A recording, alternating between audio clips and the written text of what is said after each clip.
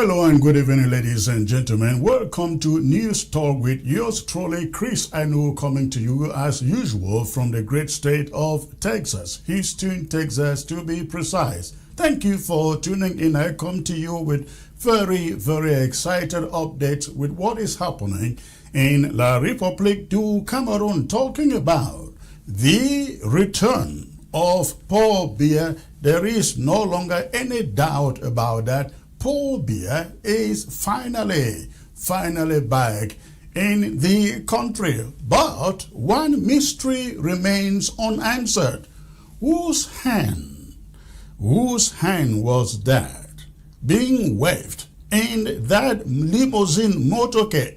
Was it Biya's hand or not? I have taken time to examine the footages and the videos, and I have my investigation, the results of my own investigation that I will bring to you shortly right here. Also, I will be taking you to Yaoundé, where the Naira 10, talking about Sisiko, Ayoktabe, and others, were in court last Thursday, August 20th, for 10 minutes. 10 minutes, and then they were sent back home. The case was adjourned, and I understand they are going back to court next month. Barrister Effoudou, who is one of their attorneys, will be joining me by phone from Yaoundé. But the main subject of the day has to do with Biya returning home in the midst of a stack of problems that he has to resolve. Talking about the Ambazonia War and the Vatican's appeal for mediation. We're talking about the fake decrees that were signed while he was in Geneva. We are talking about the succession question and many others. We're gonna be discussing that tonight, and I will be joined by Prof. J.J. Asongo and Ire Obenson. They will be joining me to do justice, and I think Sama Thomas may also be joining me tonight to discuss this subject. So, ladies and gentlemen, please stay put. When I come back, I take you right into the hand-waving machine in Biya's convoy. So please don't touch your remote. I will be right back. ABS can help you reach your target audience like never before. Advertising on ABS, you'll benefit from our extensive reach and dedicated viewership. We offer special advertising packages during primetime slots and popular shows. You'll also be featured on our social media platforms, reaching an even wider audience. Don't miss out on this opportunity. Take your business to the next level. Contact our advertising team at absafricatv@gmail.com. ABS can help you reach your target audience like never before. Advertising on ABS, you'll benefit from our extensive reach and dedicated viewership. We offer special advertising packages during primetime slots and popular shows. You'll also be featured on our social media platforms, reaching an even wider audience. Don't miss out on this opportunity. Take your business to the next level. Contact our advertising team at absafricatv@gmail.com. ABS can help you reach your target audience like never before. Advertising on ABS, you'll benefit from our extensive reach and dedicated viewership. We offer special advertising packages during primetime slots and popular shows. You'll also be featured on our social media platforms, reaching an even wider audience. Don't miss out on this opportunity. Take your business to the next level. Contact our advertising team at absafricatv@gmail.com. All right, ladies and gentlemen, once more, thanks for joining me tonight. Paul Biya is back in Cameroon and, of course, in Yaoundé. But before I get there, I'd like you to hit the subscribe button if you are joining by way of Facebook, YouTube, and that notification bell you find on the YouTube. Hit that bell so that every time we are live, you are one of the first to receive notifications about the show. So, Paul Biya is back. There is no longer any discussion, any debate, any contention about it.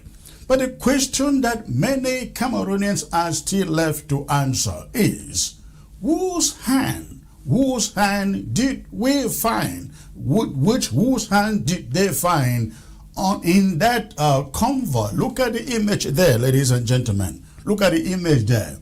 That remains the subject of controversy in Cameroon and among Cameroonians. You see, the man sitting in the limousine there, you cannot see the face. You see a hand, a right hand lifted up, waving at the crowds, wearing a white shirt, a black suit. We can see that. But the face cannot be seen. The hand, apparently from our own research here, is in the hand of Paul Biya. And I am coming to explain that, ladies and gentlemen. But let me take you to this Let me take you to this explanation. Again, you see the hand on your screen. Now, many people say that was Paul Biya. Others say, no, that wasn't Paul Biya. Again, I took time to research this. And I am going to bring you my conclusion as to what I found out. And this is it, ladies and gentlemen. Whether Paul Biya returned to Cameroon is no longer the question. Of course not. That controversy should now be considered substantially settled. When he returned from Geneva after more than 10 weeks, hundreds of Cameroonians had been mobilized along the route from Yaoundé in Simalen Airport. They sang, they danced, they waved flags.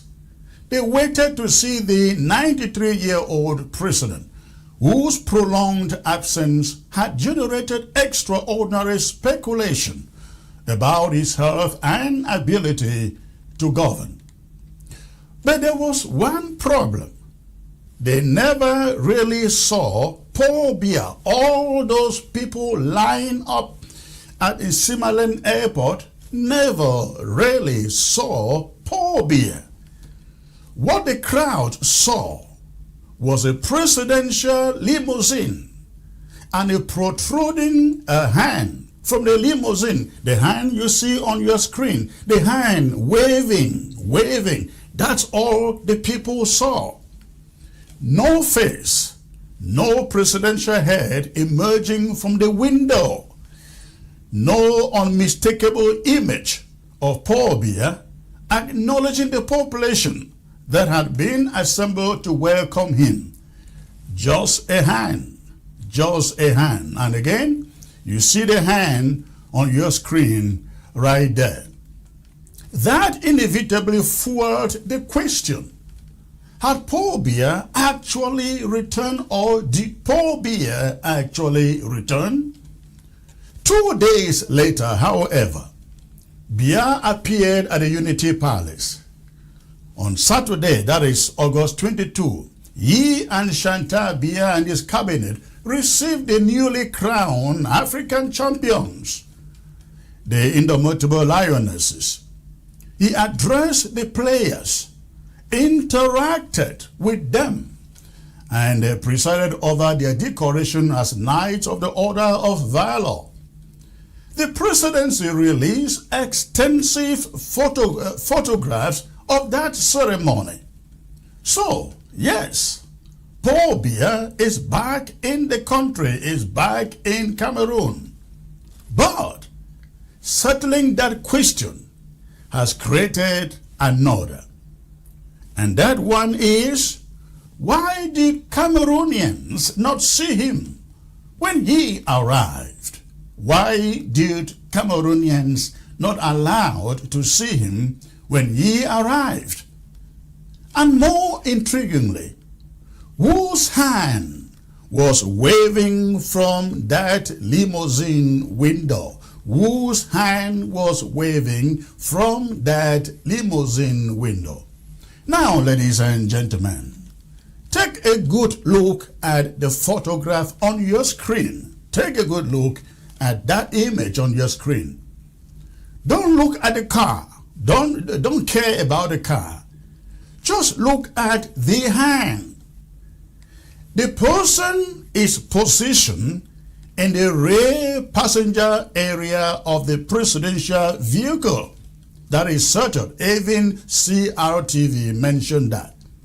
The hand extended towards the crowd appears to be a right hand. Of course, that itself is perfectly ordinary. Sitting beside the window, a passenger naturally uses the hand nearest that opening to wave, as we see on the screen there. But look closer. I want you to look closer. There is a conspicuous gold-colored ring that serves as a landmark on that hand. I'm sure you can see the ring there. Let's make sure that the photo is very conspicuous there. Please put the full image of that photo on the screen, please. All right. So you look at that ring there, ladies and gentlemen. The ring Paul Biya is wearing is very, well, I don't know whether it's Paul Biya, but I would rather say the ring the man is wearing is rather very, very conspicuous. Very conspicuous. And importantly, it appears positioned towards the outer finger of the right hand, or the little thumb of the last finger, rather than in the conventional position associated with the wedding hand or wedding ring. That is where this becomes quite interesting. That is where it becomes very interesting. Now, I'd like you to look at the other photographs I am about to show you here. These are photographs of Paul Biya taken on other occasions. Now, please take a look at these other images, ladies and gentlemen. Look at these images of Paul Biya taken on another occasion. When you look at those photographs, in the first 4 images, let's see if we can actually, please, Mr. Technician, zoom in to those images, please. Zoom in to those images. So that we can show them. Okay. Oh, wonderful. Now, ladies and gentlemen, you look at the first 4 images. Ignore the image on your right. Look at the first 4 images. When you look at those first 4 images, notice the jewelry on Paul Biya's hand, or the ring on Paul Biya's hand. Notice that the visible ring appears on his left hand. The visible ring on those 4 images appear on his left hand. Take a look at that. Look at image number 4. You see the ring on the left hand, on the wedding finger, as they call it.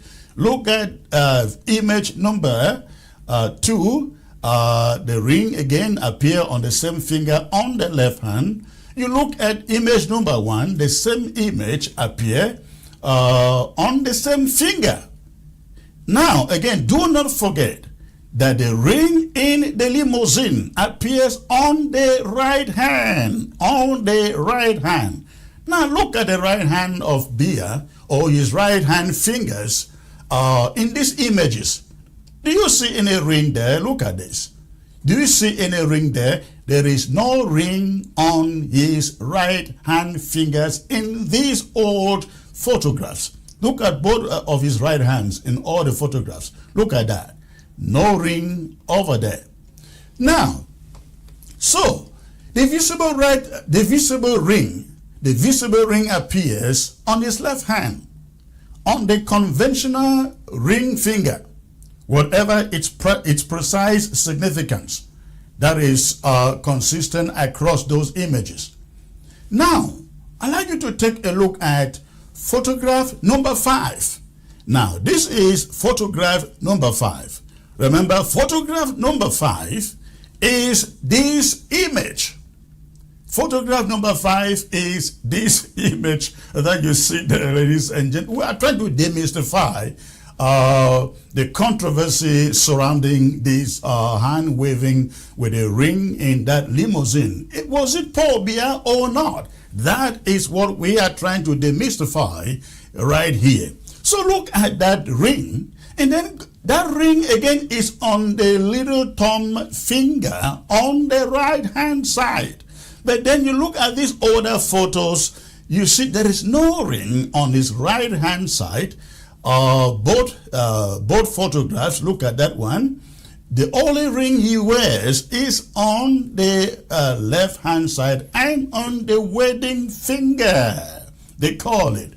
So you look at those photographs, number 5 again, that is number 5. You take a look at that, which is the finger from the limousine, ladies and gentlemen. The finger from the limousine, you see a ring. the mysterious hand. Compare them yourself. You compare this ring and the finger and the hand from the limousine to these ones. You see, this one is coming from his right hand side. It is worn on the little thumb finger, on the smallest thumb finger of his right hand. But this one shows his right hand without any ring. Without any ring. So, the ring visible through the presidential car or presidential car window appears larger and is positioned differently. Again, it appears larger and it is positioned differently. Most importantly, it is on the right hand. I'm sure this is making sense to everybody. That ring is on the right hand. Does that prove that the hand belonged to somebody else? I cannot tell, ladies and gentlemen. I just cannot tell. Was it Paul Biya wearing that ring? Again, I cannot tell. I can only go with the evidence that we see from images emerging from that event. Now, a responsible analysis cannot make that leap from photographs alone. People change rings. They move jewelry between hands. Camera angles can deceive images. Camera angles can deceive. Images can distort finger positions. But after 74 days of presidential invisibility, the burden was hardly on Cameroonians to suppress their curiosity. It was on the presidency to eliminate the mystery. And it could have done so in 5 seconds. Just in 5 seconds. Of course, they did not. Now, roll down the window. That is what they would have done. Just roll down the window and let people have a glimpse of Mr. President. Let the president show his face. Instead, Cameroon got a hand. Cameroonians got a hand, a waving hand. And that brings us to Saturday's photographs. Now, Saturday's photographs are very consistent with these other photographs, ladies and gentlemen. Take another look at these images emerging from Saturday. You take a look at this. Can you take off the title there so people can see the hands of Paul Biya sitting at that event place? All right. So look at Saturday's image, ladies and gentlemen. Paul Biya is seated with Chantal on stage, and you look at Paul Biya's hands. You see the consistency of a wedding ring on the left hand, on the on the ring finger, and there is nothing on his right finger, on his right hand fingers. There is no ring there, nothing there, zero. Again, it only amplifies the question, who was it waving that hand? Was it Paul Biya or not Paul Biya? I want to show you other images here. Take a look at this one, ladies and gentlemen. Take a look at this other image here. This was Paul Biya. I don't know what occasion was this. This is not certainly when he arrived last Saturday. But let me change that. Please change that. Give me the second image there. Give me the second image there. Okay. Take a look at this one, ladies and gentlemen. That was, again, Paul Biya. On another occasion, not necessarily when he arrived. That was on another occasion. You can see the ring consistently on his left hand. You can see the ring consistently on his left hand, on the wedding finger. Again, you can see that. Now, you can see Paul Biya here in this other image. He is with Ngo. You zoom in, you see that is Biya's right hand. Ngo is shaking Biya's right hand. Do you see a ring on that right hand? There is no ring there. Again, this was on a different occasion also. There is no ring on that right hand, not on any finger, as you can see there. Now you have also, I think there's another one here. Take a look at this one with Biya and Dion Ngute. Again, you see Biya's right hand, and of course, there is no ring. There is no ring. And again, remember, this is his right hand. The hand that was supposedly being waved in that presidential limousine last Saturday. There is no ring there. There is no ring there. Now, look at this image here, ladies and gentlemen. Look at Biya there. Again, you see the ring on his left hand. There is no ring on his right hand. What this says is consistent, that Biya is not in the habit. Biya is not in the habit of wearing rings on his right hand. Ladies and gentlemen, Biya is not in the habit of wearing rings on his right hand. So we are stuck with this image here. Look at that. We are stuck with this image here. Who was it? Who was it? Was it actually Paul Biya? Was this actually Paul Biya? I think the images we have seen consistently attest to the fact that this was most likely not Paul Biya waving his hands to the public. At the Unity Palace, as you have seen at the reception, we can finally see Paul Biya clearly examine his right hand in the available images. Where is that conspicuous ring? Did he just happen to take out that ring only on that day, that Saturday, after arriving on Thursday? Of course not, because we have perused his former pictures and we do not see the ring. We do not see the ring we saw protruding out of that limousine. I don't see it. Do you see it? That still doesn't prove substitution, but it makes the discrepancy worthy of examination, particularly because of the extraordinary secrecy surrounding the president's return. And there is another possibility here. Perhaps that really was Paul Biya's hand. Perhaps it was actually Paul Biya's hand. But if so, why hide his face from the people?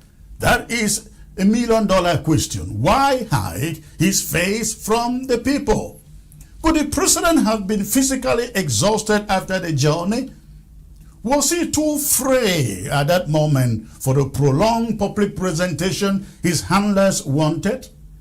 Was a tightly controlled limousine appearance simply intended to provide the symbolism of a presidential wave without exposing the physical condition of the man himself?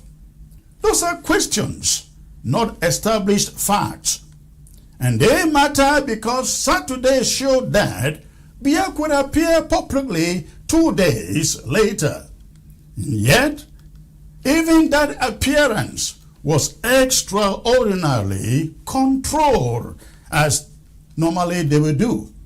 According to the invitation for the Lioness's reception, mobile phones were prohibited, even though I saw some seated in there actually videoing with their phone. But officially, mobile phones were prohibited inside Unity Palace.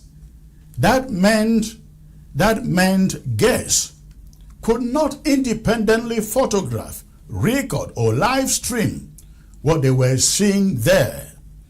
The images available to the wider public, therefore, came through officially controlled channels, CRTV in particular, so no one can say the images emerging from that event are doctored or AI. No, they are not. Think about that for a moment.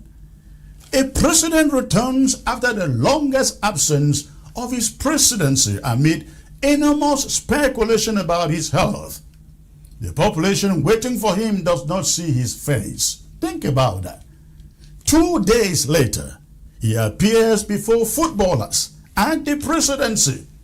But personal phones and cameras are prohibited. Why? Why?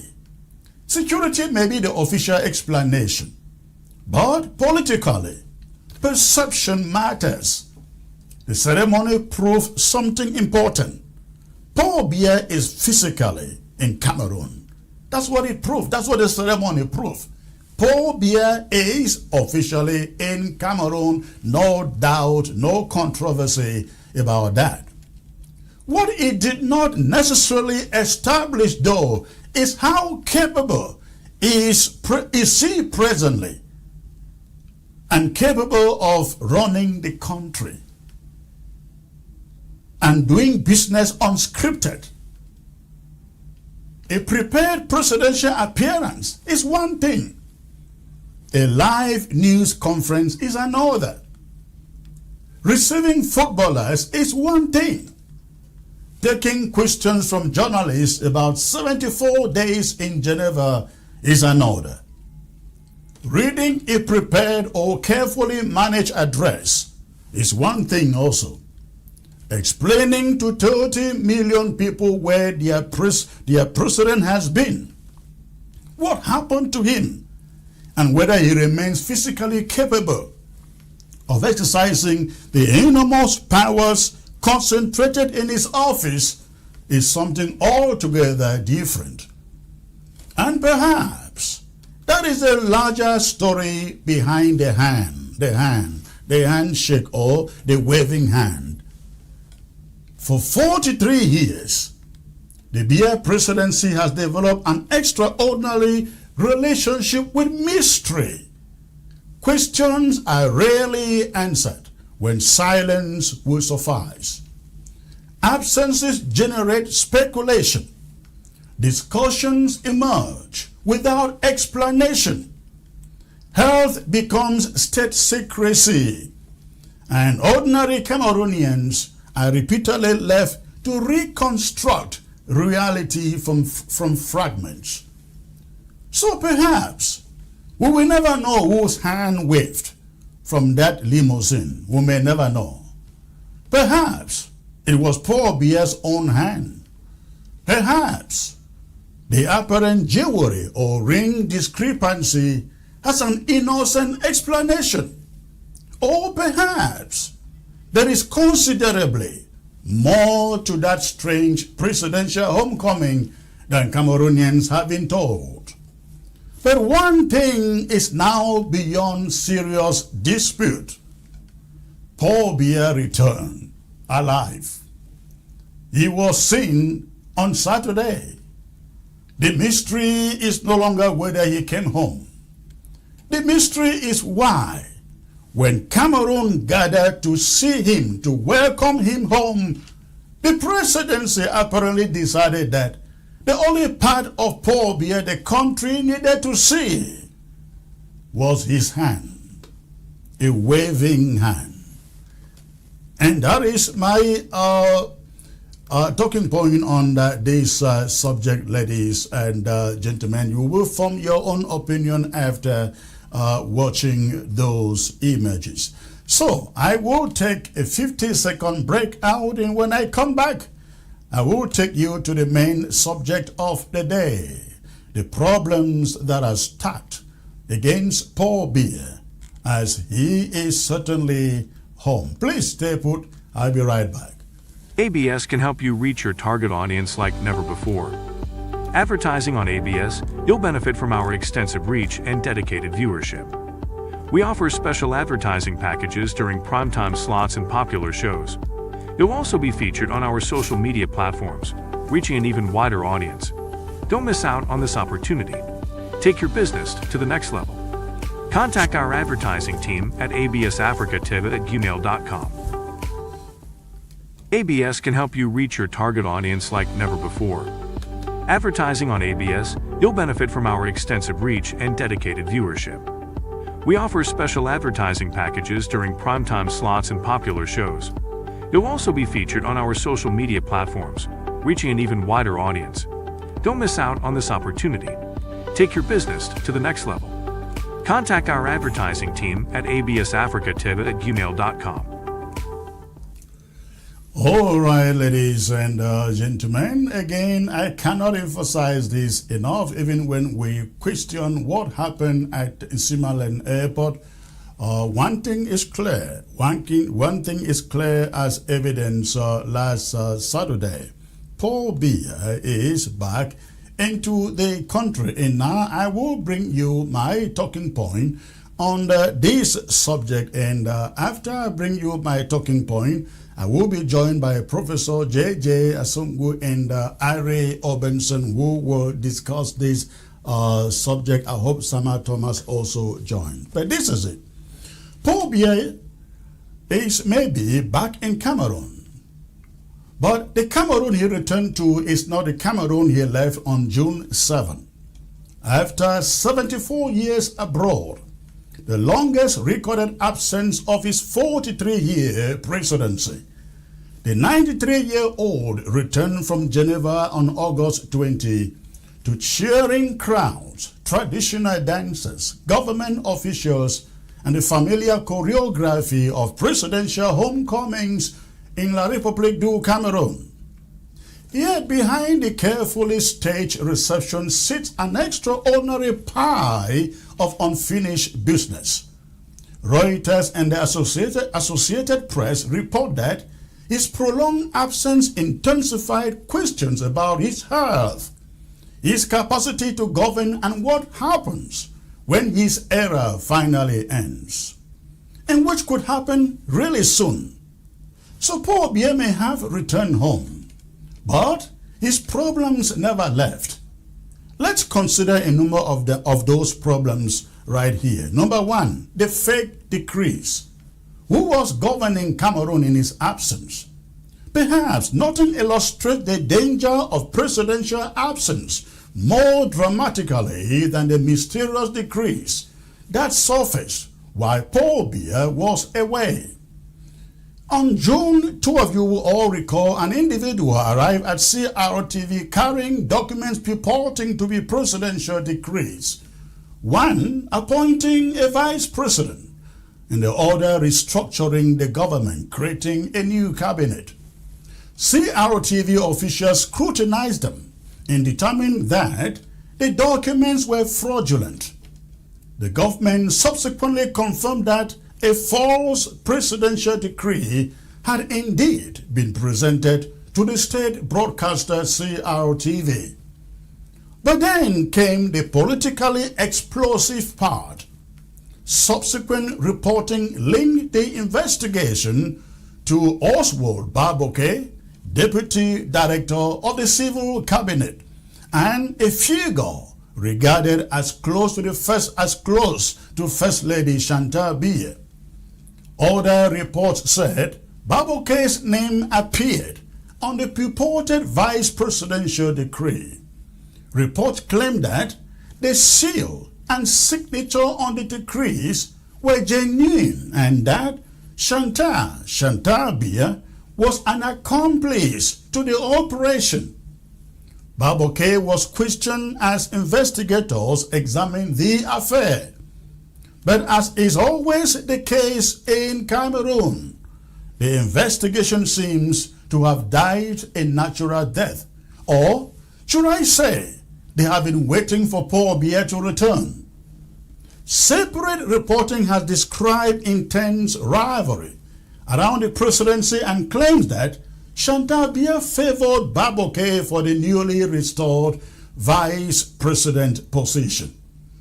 But politically, the question remains devastating.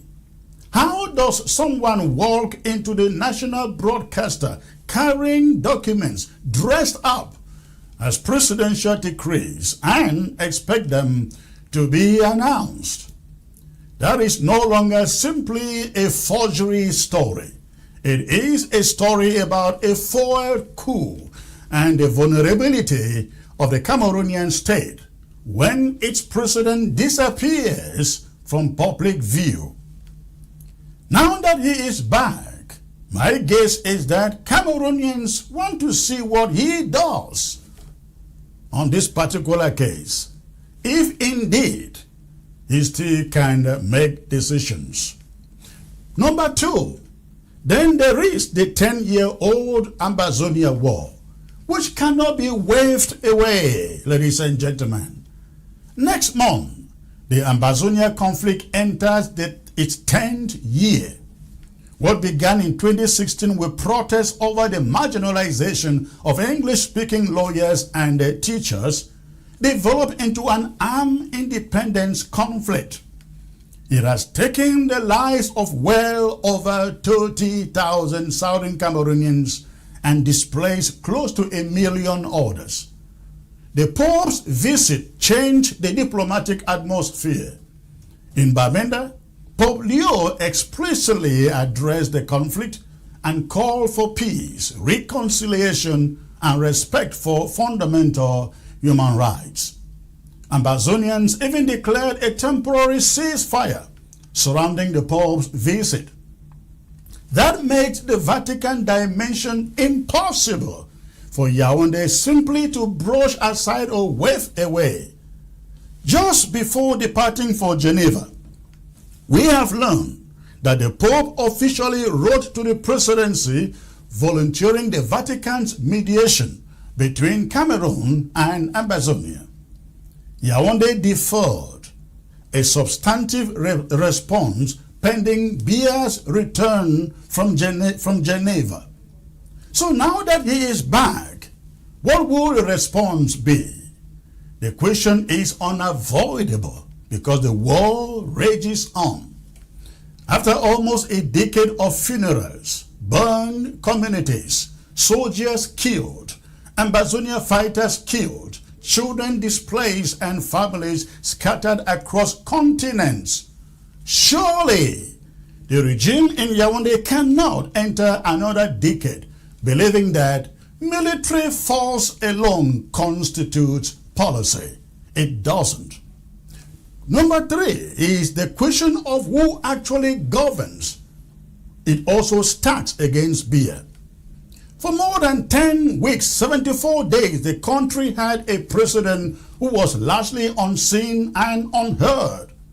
Opposition politicians even asked the Constitutional Council to consider whether interim arrangements were necessary.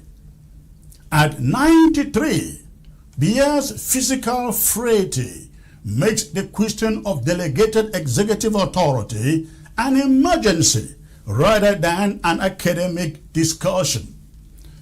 A state of nearly 30 million people cannot be constructed around the assumption that one elderly man must personally remain functional for government to function.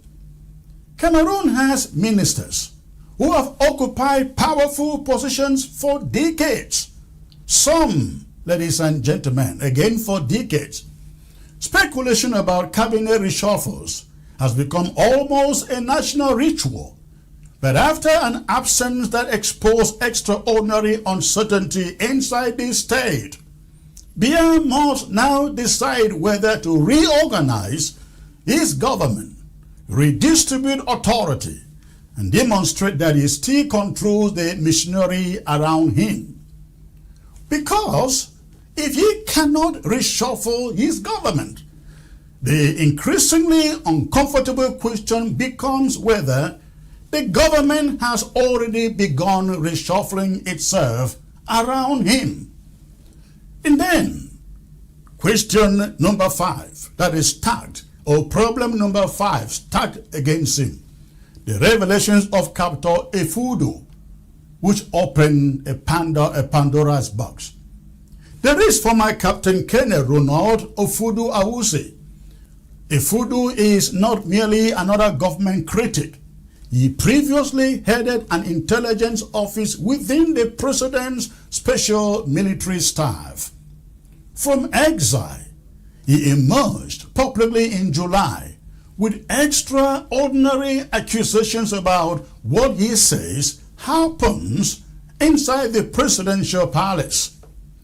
Among his most explosive allegations were claims involving senior presidential officials, interference with peace initiatives over the Ambazonia War, and the 2019 fire that devastated Sonara, the national oil refinery. Effoudou alleged that powerful interests benefited from the subsequent importation of refined petroleum products, which is the reason Sonara remains unelevated since the fire incident.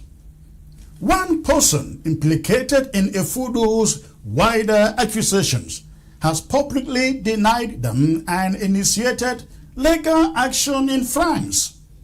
But silence from a 2D will not make the questions disappear. If Effoudou is lying, investigate him and establish it. If there is evidence behind his allegations, investigate those he has named. The worst response is pretending nobody ever heard him. And then the last point, the succession question. Maybe with the exception of the Ambazonian conflict, the most important here. This is a question sitting above every other question. Again, maybe with the exception of Ambazonia.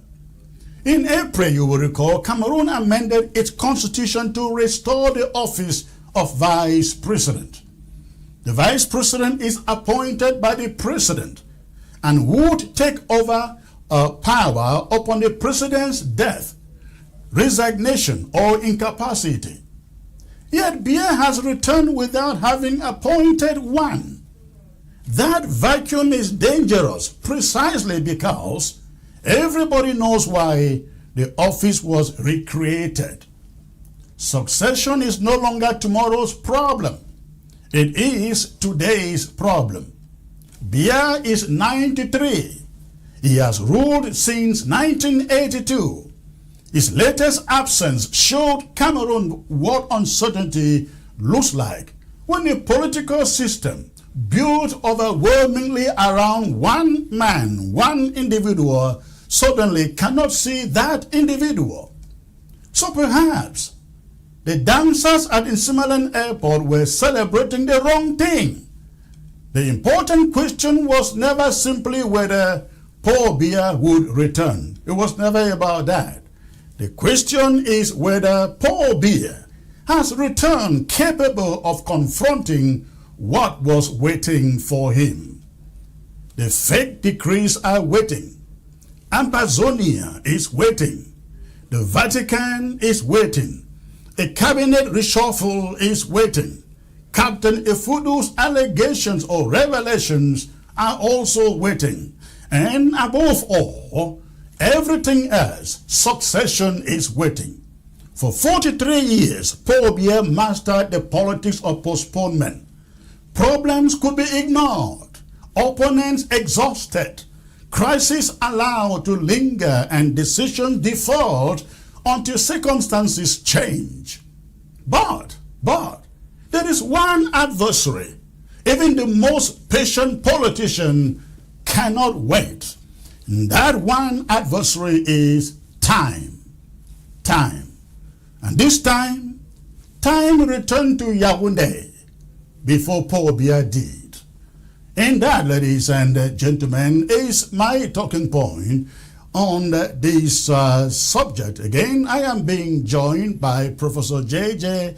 Asongu and Ari Obenson. I will start with Ari Obenson, who is joining this show for the very first time. Ari Obenson is a visionary leader, lawyer and global change maker dedicated to empowering young people and communities worldwide. A former Secretary General of Junior Chamber International and former CEO of the International Institute of St. Louis. He now leads Transformunity, a global consulting firm. Are, it's a pleasure to have you here, sir. I don't think you have your microphone turned on. Your microphone is not turned on. Okay, yeah. There you go. It's a pleasure to be here. Thank you very much. All right, great to have you. Great to have you. Let me see. JJ is around. JJ, if you can bend your camera slightly, please. Oh, that is good. That is good. That is good. JJ, good to have you back here, sir. Thank you. I'm so sorry. I know you guys have been waiting for a while. I had an incident here in the studio where getting ready to get on the mic, get behind the microphone, I discovered I had no shirt. I don't dress from home to come here. I dress in the studio. So I took all my shirts for laundry and then I forgot them home. When I was about going live, I realized I don't have a shirt. I had to drive home to get one. But once more, thank you for joining me and for being patient out there. Let me start with Obenson. So, again, it's a great pleasure to have you here. You are one of the great humanitarians out there, and I am sure you are very much concerned with what you see on the ground in Cameroon, talking about all the problems that I have listed here. They are stacked against Paul Biya. Do you see, of all the problems I have listed, the most important, the Ambazonian conflict, because it changes the trajectory in that country politically, economically, socially, every way you can think of.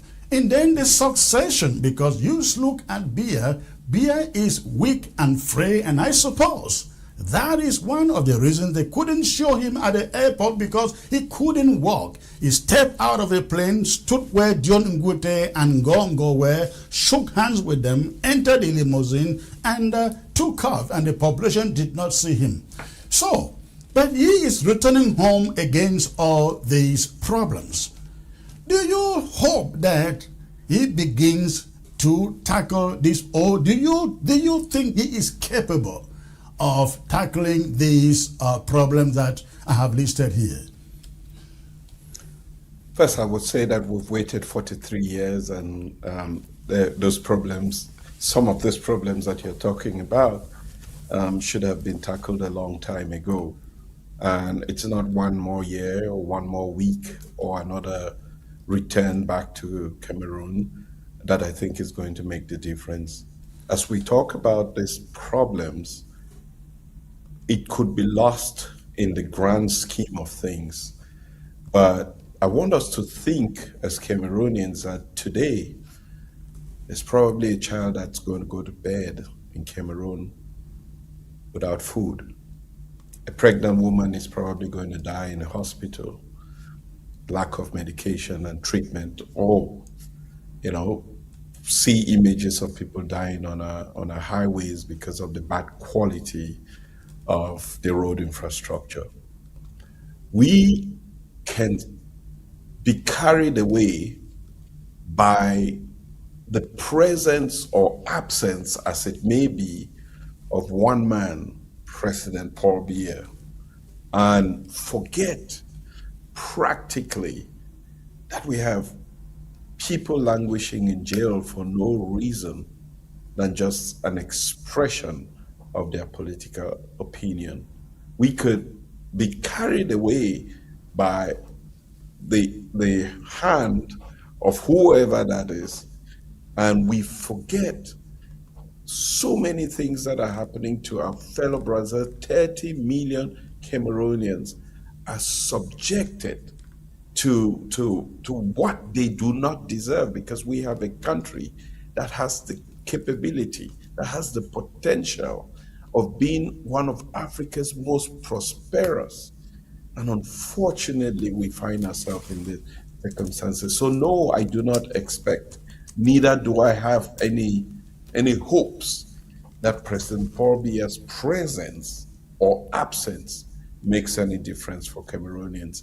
In essence, Cameroonians have been left to fend for themselves We have to absolutely take our destiny into our own hands.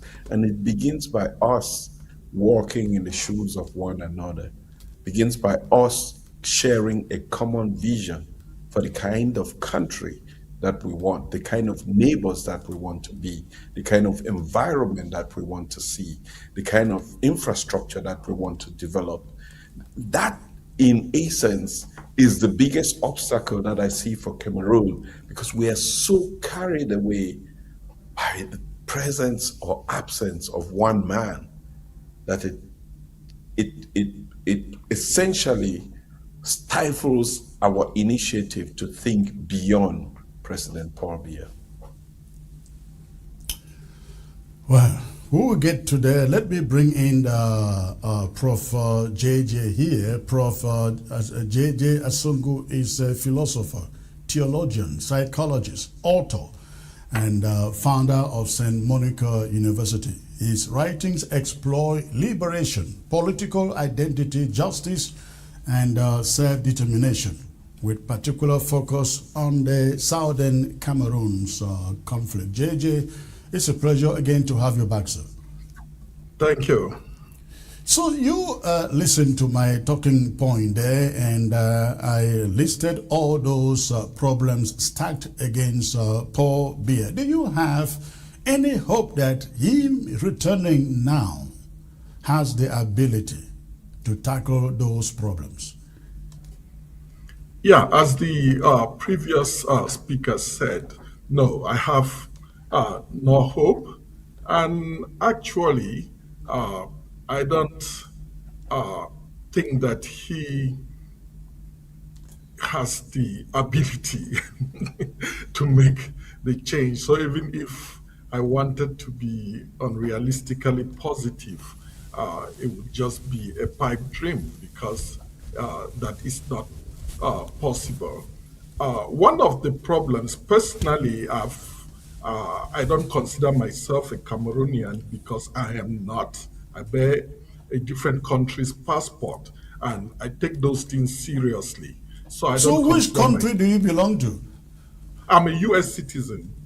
Okay. But yes, I am. That's the only country that I have a passport from. But I was born in Ambazonia, and as we know, Ambazonia, former southern Cameroon, is effectively being colonized, by La République du Cameroon. So my only interest in Cameroonian politics is in the fact that whether or not we agree, the reality is that we are being controlled by La République du Cameroon, and that is the only reason I'm even interested in that country's affairs. That said, I was one of the people who was very much in support of the Pope's visit. And even though I don't know the intricacies, but I wrote a letter send them through various channels to the Vatican, arguing and reminding the Pope that right from the time of Pope John Paul II, when he came to Cameroon, he asked that the Ambazonian case, or the Southern Cameroon's case, or whatever you call it, that it should be addressed. I reminded Pope Leo that when he came into power, he offered to address the situation between Russia and Ukraine. Ukraine, thank you, sorry. He offered to do that. And I argued that the church has a duty, a responsibility to intervene, and I urged him to intervene. And before Francis died, Pope Francis, I understood that he was trying to make an effort to negotiate, and that is why when he died, I personally went for his funeral in gratitude for that, even though nothing came out, but I did those. That said, I think for me, as an individual and speaking on behalf of my people, that is the most urgent problem that the country faces. And I can only hope. I don't think that there is any chance that he's going to address it. But I can only hope, if I have to, that the next person who comes after him recognizes the gravity of the problem and decides to solve it by engaging in true, genuine negotiation, dialogue, and not by imposing the will of one side on the other. And that is why I wrote a book. I've written a book entitled Force Unity. Yep, we may be united, or the Republican distinct, but one party is forced to be in that unity. So somebody has written, I read it somewhere, I don't know where it was, but it was today. I think it was written against one of the shows that I did, and somebody said, the person taking over from Biya, as you suggest, change, may just continue where he stopped, because apparently that person will not be elected by anybody. It will just be an appointment. Do you have any hopes that a new person coming in effect any change? I don't know who. Okay, since I've started talking, let me just go ahead. So, basically, no, because I think the so-called April constitutional change is probably the worst thing that happened. In my opinion, is the worst. Why do I say it's the worst? Because it says that the successor would be a vice president, and it allows the president to handpick the vice president, which means that the president is basically deciding who would be the next president, which is in itself clearly undemocratic. That's the way I see. So it is worse. It was probably better that we kept the old structure, which suggested that the speaker of the assembly or the Senate. Again, we know all those institutions are hardly democratic, but that would have even been better than now replacing it with the possibility that he's going to pick one person. And from what I seem to understand, there are about 4 possible routes that he will follow, that he will probably appoint a trusted CPDM figure as vice president. The advantage of that may just be institutional continuity, but the problem is we'll just continue through the very failed path. The second case, which I think is probably the worst, worse than even that, is him appointing Frank Biya. And why I said it is worse, I don't know the guy personally, but it's worse because it would now institutionalize some sort of a hereditary, make the presidency be more stuff, and it will create a dynasty, which in my view would be illegitimate, but I wonder what is even illegitimate in the country.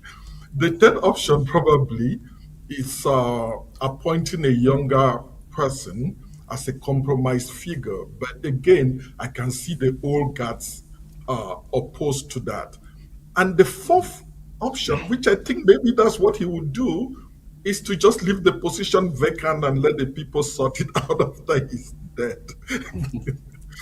So let me come in there to Array. Array, you know, he was in Europe, and we all know signing all these decrees, changing or promoting military generals, making new appointments. And the question many people asked was, If Biya can appoint or promote military generals, make all these changes from his bed in Geneva, why can't he appoint a vice president from Geneva, just in the same way he made all these promotions? What would you say is going on or was going on in his mind to not appointing a vice president? Because, you know, possibly if he had appointed one, why in Geneva people will say, okay, the man is actually working. He has actually appointed the vice president as spelled out by the April constitutional revision, but he did not do that. What would you think may be going on within his mind? Could this be just the divisions we know are within the camps? So let me start by calling the constitutional amendment that took place on Easter weekend. Historically, that should be known as the Easter Massacre, because essentially that was what it was. It essentially buried the Cameroonian people and buried whatever is left of the constitution of our country, Cameroon. You do not amend the constitution in a weekend, and you create the position of a vice president, but it leaves a lot of other ramifications to be satisfied. There's still the position of the president of the Senate. There's still the position of the speaker, the president of the Economic and Social Council, the prime minister. All of those are in line of succession. But all of those have a certain number of days within which they have to call for an election, 120 days. But in the case of the vice president, it doesn't, which means that the mandate which was given to Biya, 7 years, can be passed on to another individual who was not elected by the people, who didn't demand election by the people. Now, what is incredibly important is that there is a reason why there could be, and all of this is speculation. We have been reduced as a country to speculate on what the destiny of our country is. The speculation could be immediately Biya appoints a vice president. That's the end of his presidency. Why? Because currently, I do not think that whilst he may have the competence, he may have the legal capacity, he doesn't have the competence to lead, right? Because he has to largely depend on the people around him. And the people around him are essentially representing themselves against Biya's interest and that of the country. So, and I'm not saying this to exonerate Biya from anything. He is responsible for the country in which way. But there's a reason why he has not appointed that vice president position. Because once that happens, he is essentially delegating authority to that person. Who knows what happens to the Secretary General position that is now so strong and so powerful? But once you have a vice president, what happens to that position? What happens to the occupant of that position? Does the vice president now want to intercede between the president and the Secretary General to determine how the country is run? There are so many, it opens us to a lot more speculation. That could be the biggest challenge that President Paul Biya faces if it's a man who takes on challenges for his country.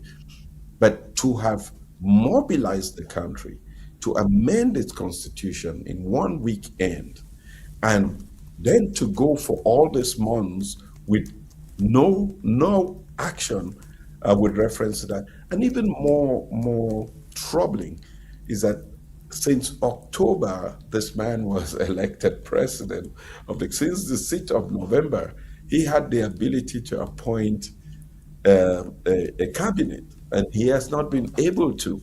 So there's a lot more going on. And for me, we Cameroonians have to liberate ourselves from the Biya question to the post-Biya question, not in terms of who succeeds him, because succession is going to be based on what the same old group or gang of people have in mind: stay in power as much as they can. But there's 30 other million Cameroonians that must not wait for that succession plan to be put in place for them to have no other option. But they have to begin to think about it now. This is why, I don't know, I didn't mention this earlier. I'm a co-founder of an organization called Project C. And Project C is essentially Project Cameroon. It's incredibly important for Cameroonians to begin to take their destiny into their own hands. And there is nothing that can stop them from doing that if we can just come together and have a common vision about the kind of future that we have for Cameroon. It is the influence, it is advocacy, it is bonding together, it is putting the country's interest above the interest of one individual and his henchmen that we can be able to change the narrative. So Biya is incapable at this point of naming a vice president and possibly even naming a cabinet. Oh, JJ, let me turn to you on one particular, actually two allegations that this guy, Captain Effoudou, has made in the revelations he put out through a TV interview. As you recall, Captain Effoudou was one of those embedded inside the security apparatus of the presidency. He has said the burning down of Sonora was deliberate, and it was meant for the reason of having Ngongo and his clique to have refined oil imported so Sonora stays aside and they can make money from that angle. We also know from him that negotiations between Cameroon and Ambazonia stalled because same interests in a 2D made it to happen. If you were Paul Biya, or let's just assume you are not Paul Biya, you are the vice president who is taking over from Paul Biya, how would you address these issues? Yeah, well, first of all, it's an impossibility for me, but from a merely theoretical perspective, let me take it a little notch higher. For me, the problems of Africa and the problem of underdevelopment is is what I've described elsewhere as an epistemic fracture. And what do I mean by epistemic fracture? Epistemology just has to do with knowledge. And the problems of Africa, in my opinion, are a knowledge problem. And this epistemic fracture, unfortunately, dates over 2,000 years ago. And why do I say so? Allow me to be a little philosophical here. Why do I say so? If you see, Africa is usually described as the cradle of human civilization. Architecture, mathematics, even some levels, initial urban planning, lots of things started in Africa. And for years, I used to ask myself that if this was true, then why did Africa decline from being the leader, the thought leader, to becoming where it is, which is at the bottom of the Human Development Index? For years, I thought I was wondering about that. I read and followed other suggestions like They said, oh, it was colonialism, it was slavery. But my argument has been that all those problems, slavery, colonialism, were a consequence of Africa's failure, because if Africa was not weak, they would not have been colonized. If it was not weak, they would never have been enslaved. Why am I saying this to answer your question? So the question is that what caused the weakness? What caused weakness in Africa was that, in my theory, is that after the initial successes in science and technology, instead of Africans continuing to better those, to challenge existing systems and to learn and to continue to improve, continuous improvement. Instead of doing that, they sacralized knowledge. They now, like if you look in Africa, the greatest values are respect, they are obedience. Why these are not bad things in themselves, but in terms of a country and progress, those are not really good qualities. Good qualities is when people are critical minded and all that. So my solution is that we really need to encourage critical thinking, encourage change, and therefore for us to bring about any meaningful change, we need to go back and to the Don't you think that, I'm sorry if I may stop you a little bit there, don't you think that the problem in Cameroon is that of lack of leadership and fear? The people have been so traumatized and crushed for 43 years. Then if you can add the Ahidjo's years, they go up to over 50 years. The people are afraid. So when you talk about activism and education, I think the people are educated. They just don't have leaders. You have the October elections where opposition leaders who contested for the elections went and collected money from the regime, remained quiet. Issa Chiroma, the one said to have won the elections, ran with his life. He is in exile. The people, the masses are on the ground. They don't have a leader. If they are not on exile, they are in jail. So it appears to me like unless the powers that be are ready to empower the people really don't have a choice. They just continue with the posterity.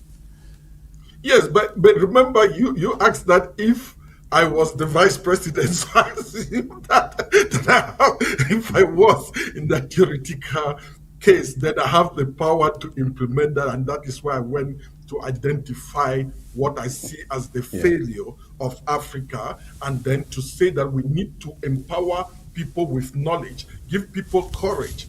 Yes, and as you rightly say, fear is one of the most crippling, the most crippling problems that we have in the country. Yeah. So if I was not, what do we do?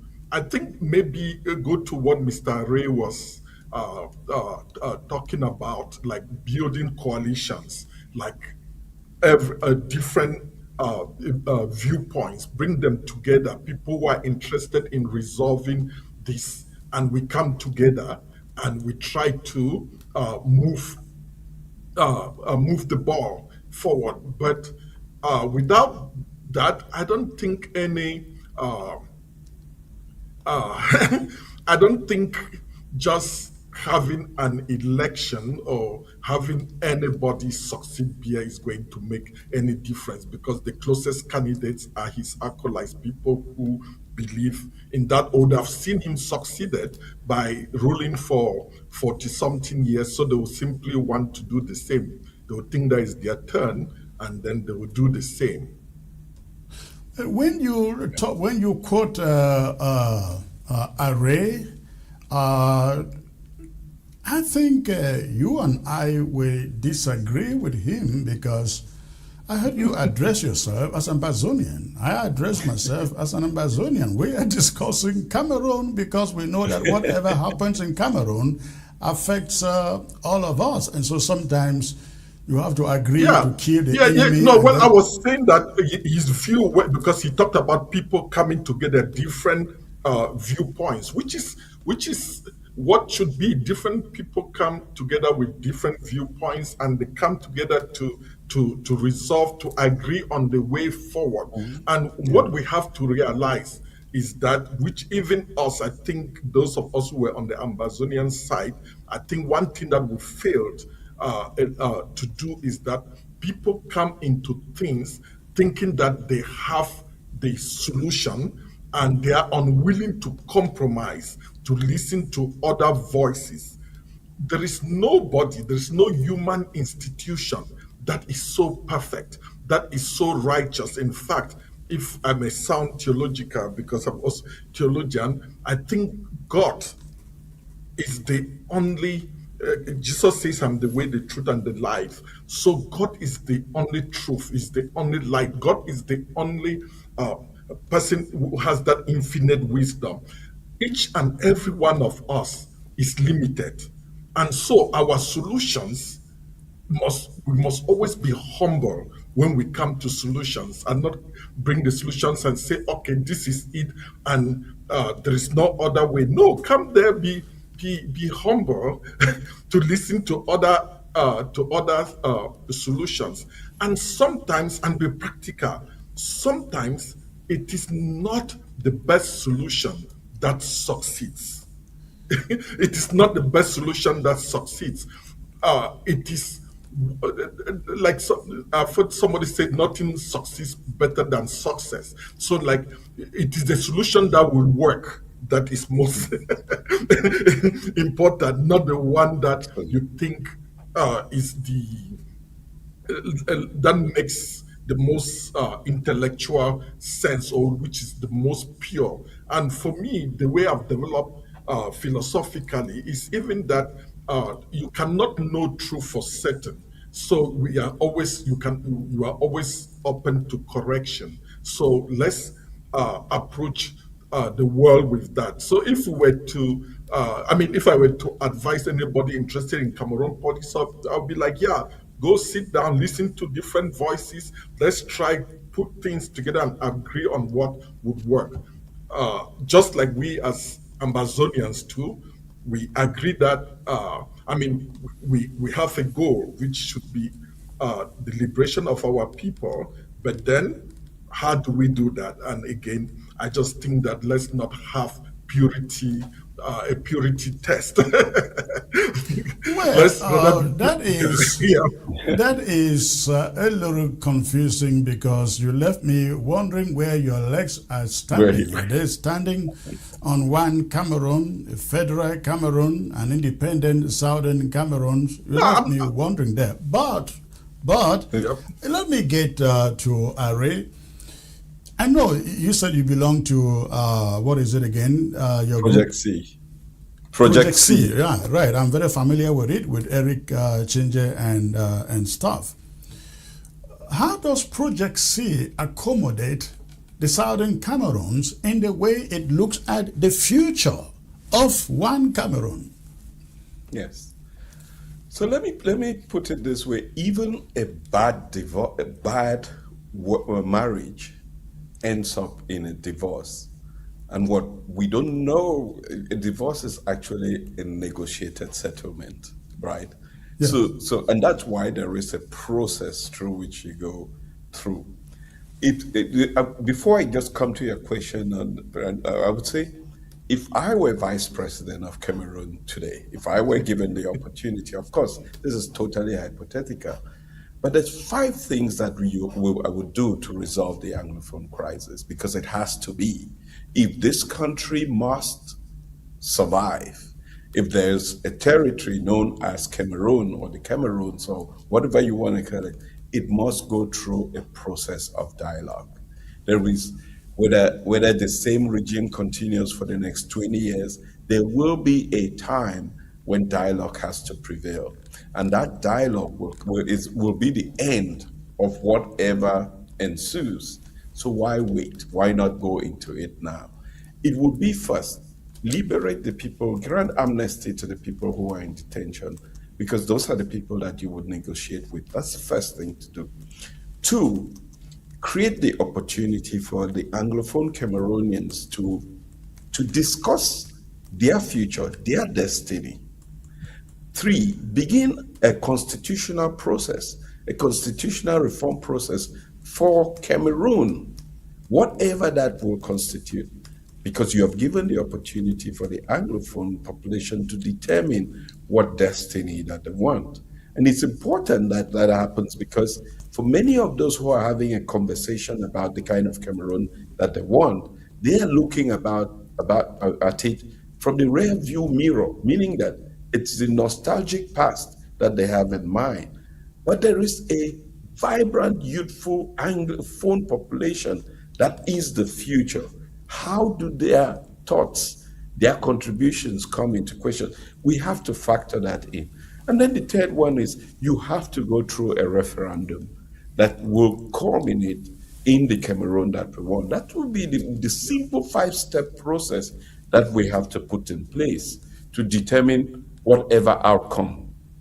Note that I have not prejudged the outcome that Cameroonians will want, because it has to be Cameroonians. It cannot be me or any one of us determining that this is what we want. Give the opportunity, especially to the vibrant, youthful population that knows of a Cameroon from a different perspective, to determine what that future. And it's in that context that we see, from the Project C perspective, is that we as a country have gone through 65 years of transformation. That transformation has to be taken into consideration, even as we respect our very origins as a state, or as two states that came together. We must evolve.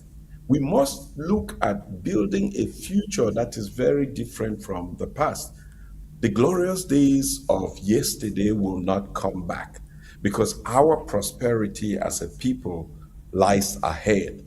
And for many of us that are making the sacrifice today, we must be prepared not to walk into that future that we aspire for, because that future is not ours, it's theirs. It's the next generation. If I may ask you please. Yes, I agree that Southern Cameroonians, Ambazonians should choose what they want, should decide their fate. And I also agree on the idea of a referendum. I think I originated that idea, actually. But you will agree with me that you cannot just talk about it.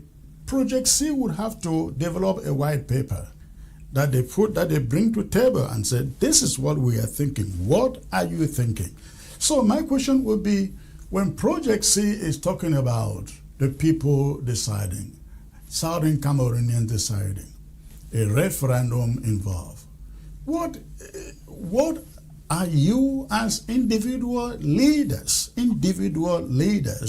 of Project C thinking about that referendum? Is it a referendum for, do we go back to 1961, or do we stay as 10 states, or do we or you want to be independent? I mean, I want to get, because at least you must have some ideas that you bring to the table before the people say, no, well, we appreciate you, but this is what we want. What is it that Project C is bringing to the table in that perspective? Yeah, I think the first thing we do is redefine who we are as a country. That has never been done since we had independence. And I think that's the starting point. Too often, so much of the conversation has been about the form of state, but very little conversation about the kind of state, the kind of country that we want.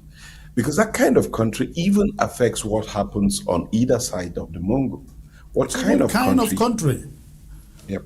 Let's talk about that kind of country. Yeah. Because if we think about Cameroon and you think about its motto, peace, work, fatherland, how many people even remember it? What does that even mean, right? We have to redefine the kind of country that we want. And I look at this concept of Project C, which you can call Project Cameroon. Take Cameroon as a project. Our destinies has brought us to this land that has been called Cameroon. What kind of country do we want? When I say what kind of country do we want, essentially we are a fabrication of our colonial past. Everything, all the arguments that we've made about what we want has been inspired by our colonial past. But very little argument has been made about what inspires me to have you as my neighbor, what inspires us to want to live together. What does justice mean for us? Equity, fairness. What is it that we would want? What kind of country do we want to be? The reason this is incredibly important is because every other question can be answered from the vision that is created. But if you do not have that very foundation of the kind of country that you want, you could have a federation, you could have a confederation, but you still have the same mindset. And it is not for lack of structure, it is for lack of mindset that I think that we are enveloped in the quagmire that we find ourselves. So again, we come back to the question. Federalists are saying we want federation. Independentists say we want a free and independent Southern Cameroons. What is Project C putting out? We are saying we have a process that we're working towards.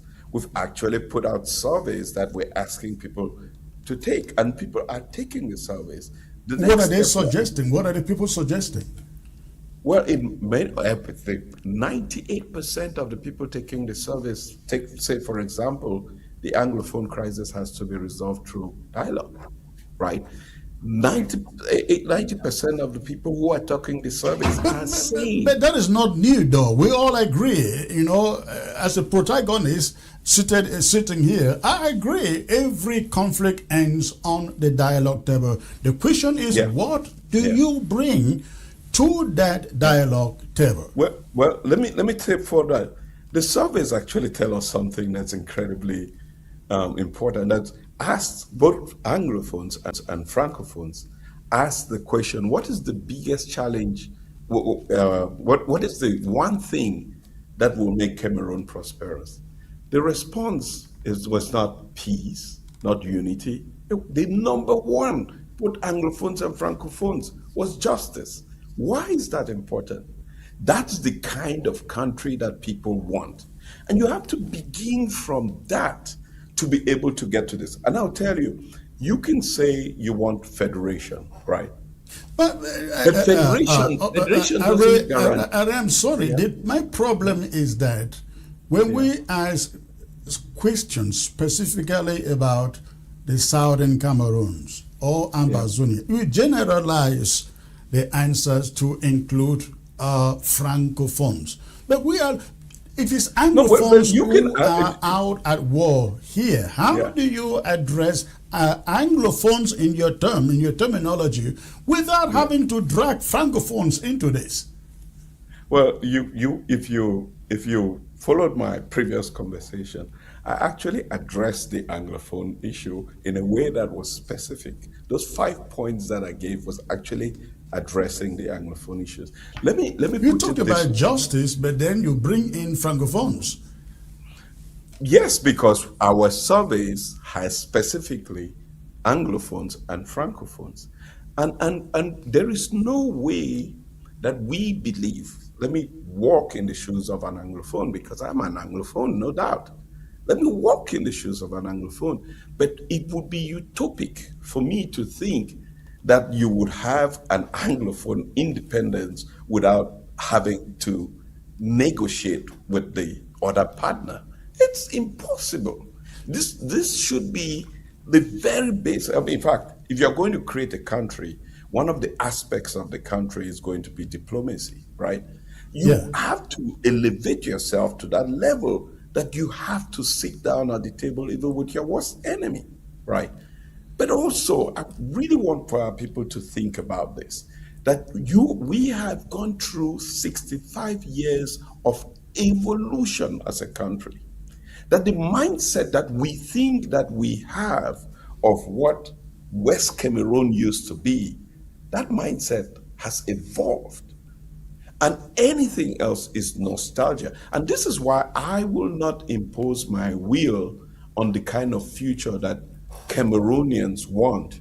I will create the opportunity for Cameroonians to express themselves, to have a conversation and determine what that kind of future will be. Now, if that future is two separate Cameroons, so be it. But if that future also is a united Cameroon, why don't we all work towards it with the goal that the purpose is not just having a territory that we call ours. The purpose is ensuring that every child that is born has access to good quality education, to drinking water, justice, equity. Those are the things that too often I miss in the conversation about the future. Can we do that as two separate countries, Array? I mean, have of good course, education I on the other side, good education on the other side. I mean, who is against that? So be it, but let that be an expression of create the opportunity for people to express themselves, for us to dialogue our way through it, for us to find a solution at the end of the day. In fact, if we had the answer, if it was this easy, if we had a silver bullet, we would not be spending so much words and time and energy. But because we don't, we have to discuss it. We have to work together. We have to listen to other people. We have to open our minds. I totally agree with you, but let me get to JJ. JJ, if you were making a suggestion for JJ a particular direction, wouldn't you please. bring something to the table and say, hey, these are my suggestions. What are yours? Let's deliberate about it. Now, this is important because when you hear from people who want one and indivisible Cameroon, they go round and round and round. There are hardly specifics. So, JJ, if you wanted to resolve these problems, consider their referendum, for example. I like the idea of a referendum.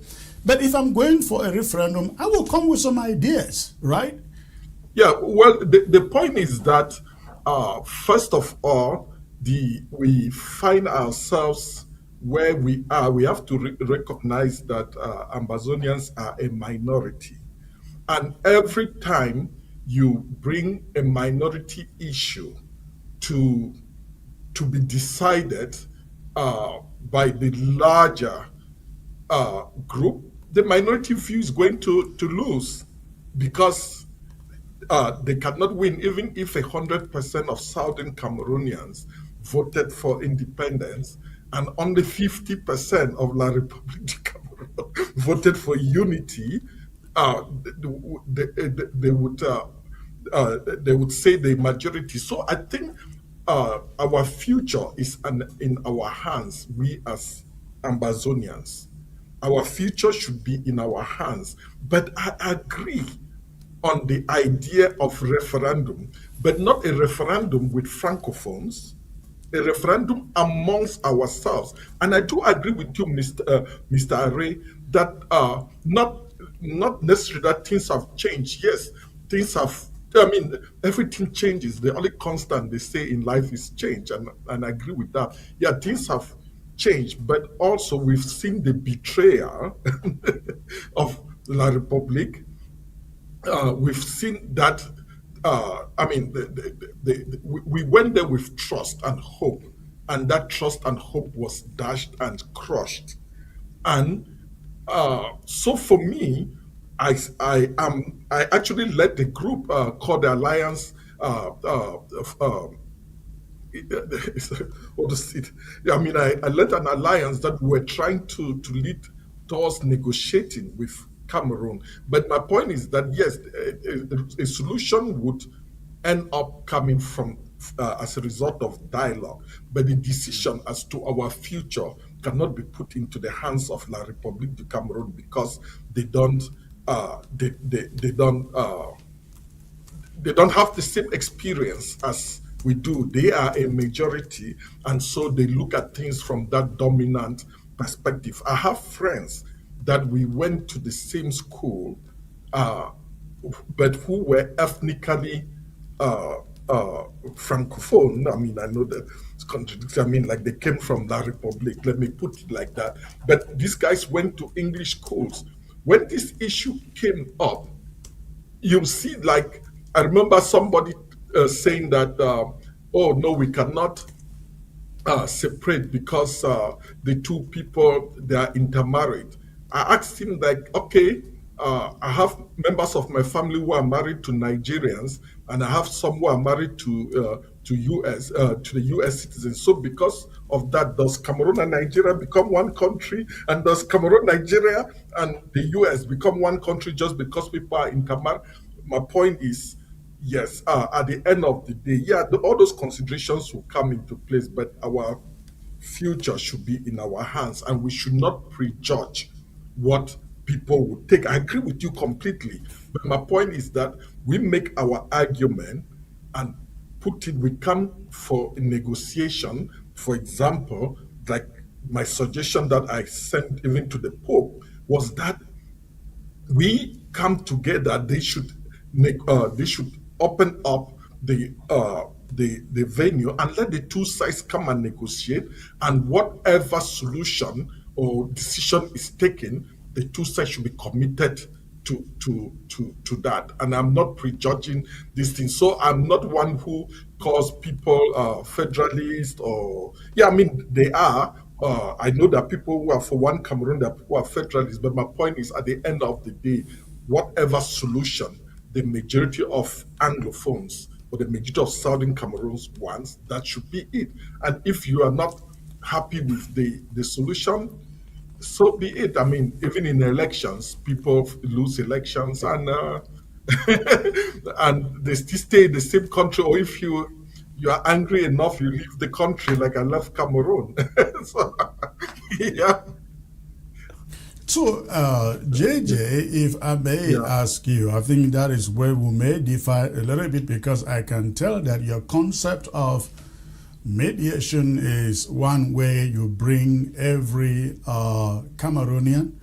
No, I said no. No, you just mistake. I said that that it should be the decision. We should be the ones to decide on our future, whether we want to be part of Cameroon or not. Okay. But we cannot do that. We cannot unilaterally declare independence, which we did and we failed. We have to agree we failed.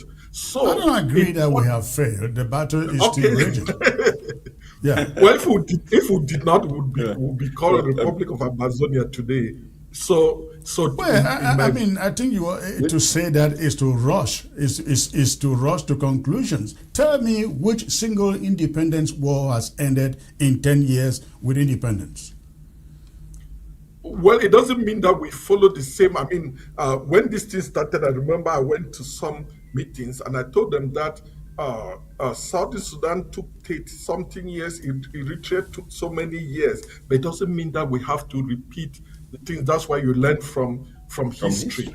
But yes, but the other thing is that there was a time when, for example, when the struggle started, when there was like every community came out to support it. Now you have to agree, whether you agree or not. I know it as a fact that there are many communities now that that there are many people there who are tired and they think that we've betrayed them. I mean, no. I would disagree with you there for this reason. You got to realize some things here. Number one, when we went into this conflict, I'm sure all of you, including Ray, supported this cause from day number one. But you will agree with me, many people were thinking 3 months, 6 months, highest 1 year. This thing should be over. Many people did not go in prepared to go for 1 year, 2 years, 3 years, 4 years. And as human nature is, fatigue begins to develop when it goes on and on and on. And being a war situation that is bound to be pain, suffering, death, destruction, just as we have seen. And so it naturally terms of people, not because they don't want what you or we are fighting for, but because they wonder, for how long do I continue to suffer? It is not because they don't want the liberation. So you may be right with that, but I think it is explained from this angle. I'm telling you, the overwhelming majority of the people that call me from the ground say, listen, you people cannot go this far and then surrender. We know there is pain here, we know there is suffering here, but what are we returning back to? So the support is there. It's just the psychology, the fatigue, but they are determined to regain their freedoms. This is the area. But let us talk about the Vatican coming in here. I mentioned in my monologue that we got information that before Biya left for the Vatican, before Biya left for Geneva, the Vatican had written officially offering its mediation services to mediate between Ambazonia and Cameroon. And Biya took the opportunity of his travel and said, all right, when I come back, I will respond to the invitation. Now he is back. When the Vatican comes negotiating, this question goes to Are. Do you see the Vatican saying, let Francophones and Anglophones, as I would like to call it, come together, sit on the table and talk? Or this would be a settlement between Southern Cameroonians and the regime in Yaoundé? I don't know whether I paint that picture clear enough, but I am looking at a situation where we have to understand there are warring parties in this conflict. Only two warring parties. If you are a federalist, you are one Cameroonese, you are Cameroonian. If you are Southern Cameroon or independentist, you are Ambazonian.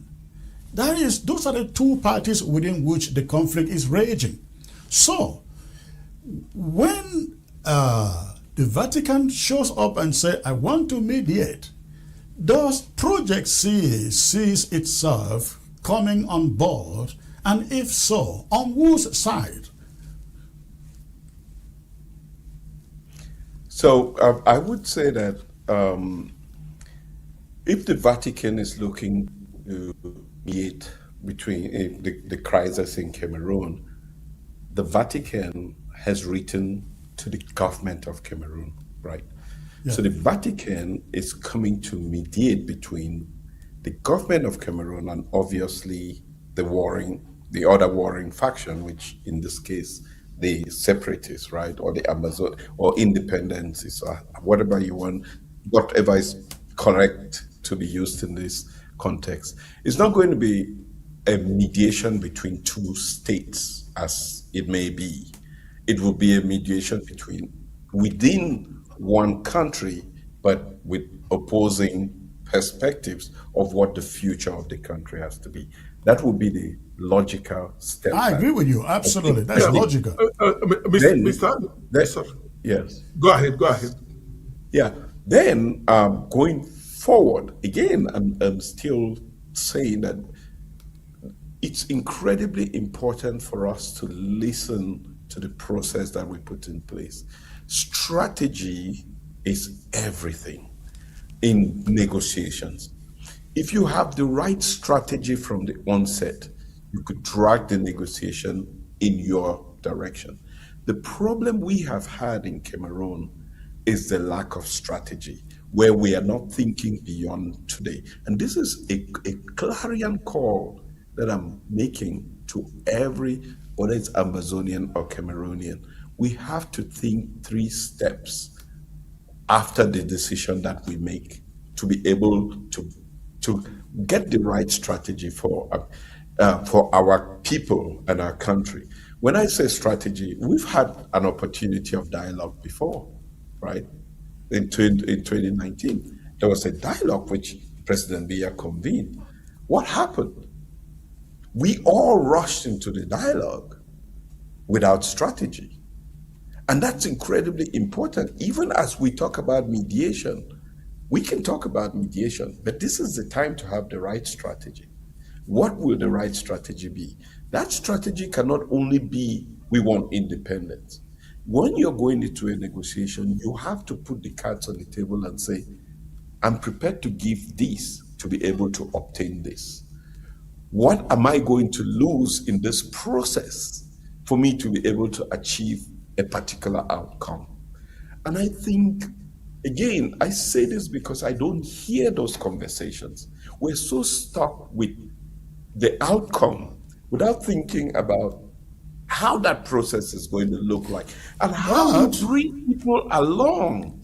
Because Harry, yes, please know that there are certain things that cannot be let out of the bag before you get to the table. As a strategist, as a strategist, you want to figure out, okay, this is my plan A, my plan B, my plan C. If you start selling it now before you get to the table, you are feeding your enemy with weapons. No, but once you have your strategy, there are things that you can expose. And I'll use an example. Who comes to negotiate? Who negotiates on behalf of who? Where does this negotiation take place? How does it take place? You have those are preliminaries. You don't go to a national dialogue, for example, because you're invited to a national dialogue. But I think, JJ, I'm sure you know about this. We have made this clear from day number one.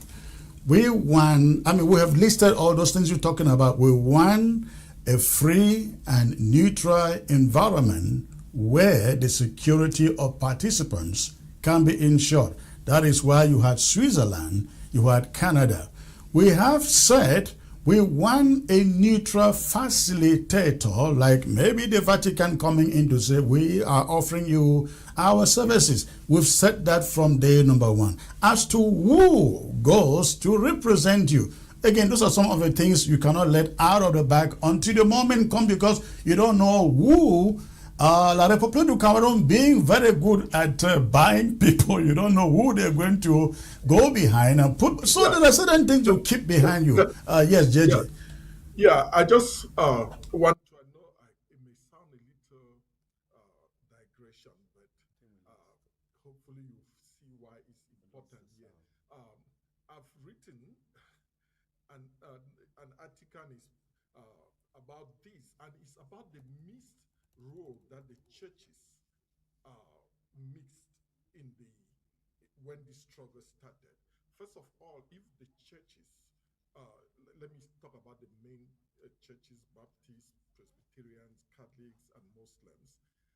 When this struggle started, the masses had their voice. They were clear in what they needed, but the leaders of all these religious groups and denominations, they failed the masses by not identifying with the masses.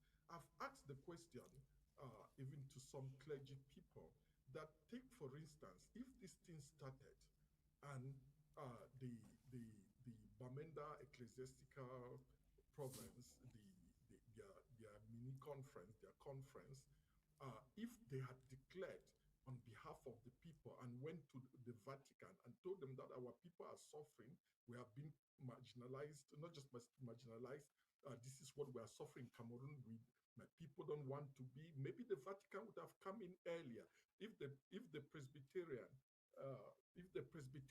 and the Baptists had gone to the World Council of Churches and the Cameroon Baptist Convention say that we are no longer going to be called Cameroon Baptist Convention, we are now Ambazonia Baptist Convention with several ties with the Cameroon nation and such, I think it would have taken us somewhere. Unfortunately, these people, they stood like on in between. They were trying to go with whoever was winning. When they started, some bishops were critical of the government.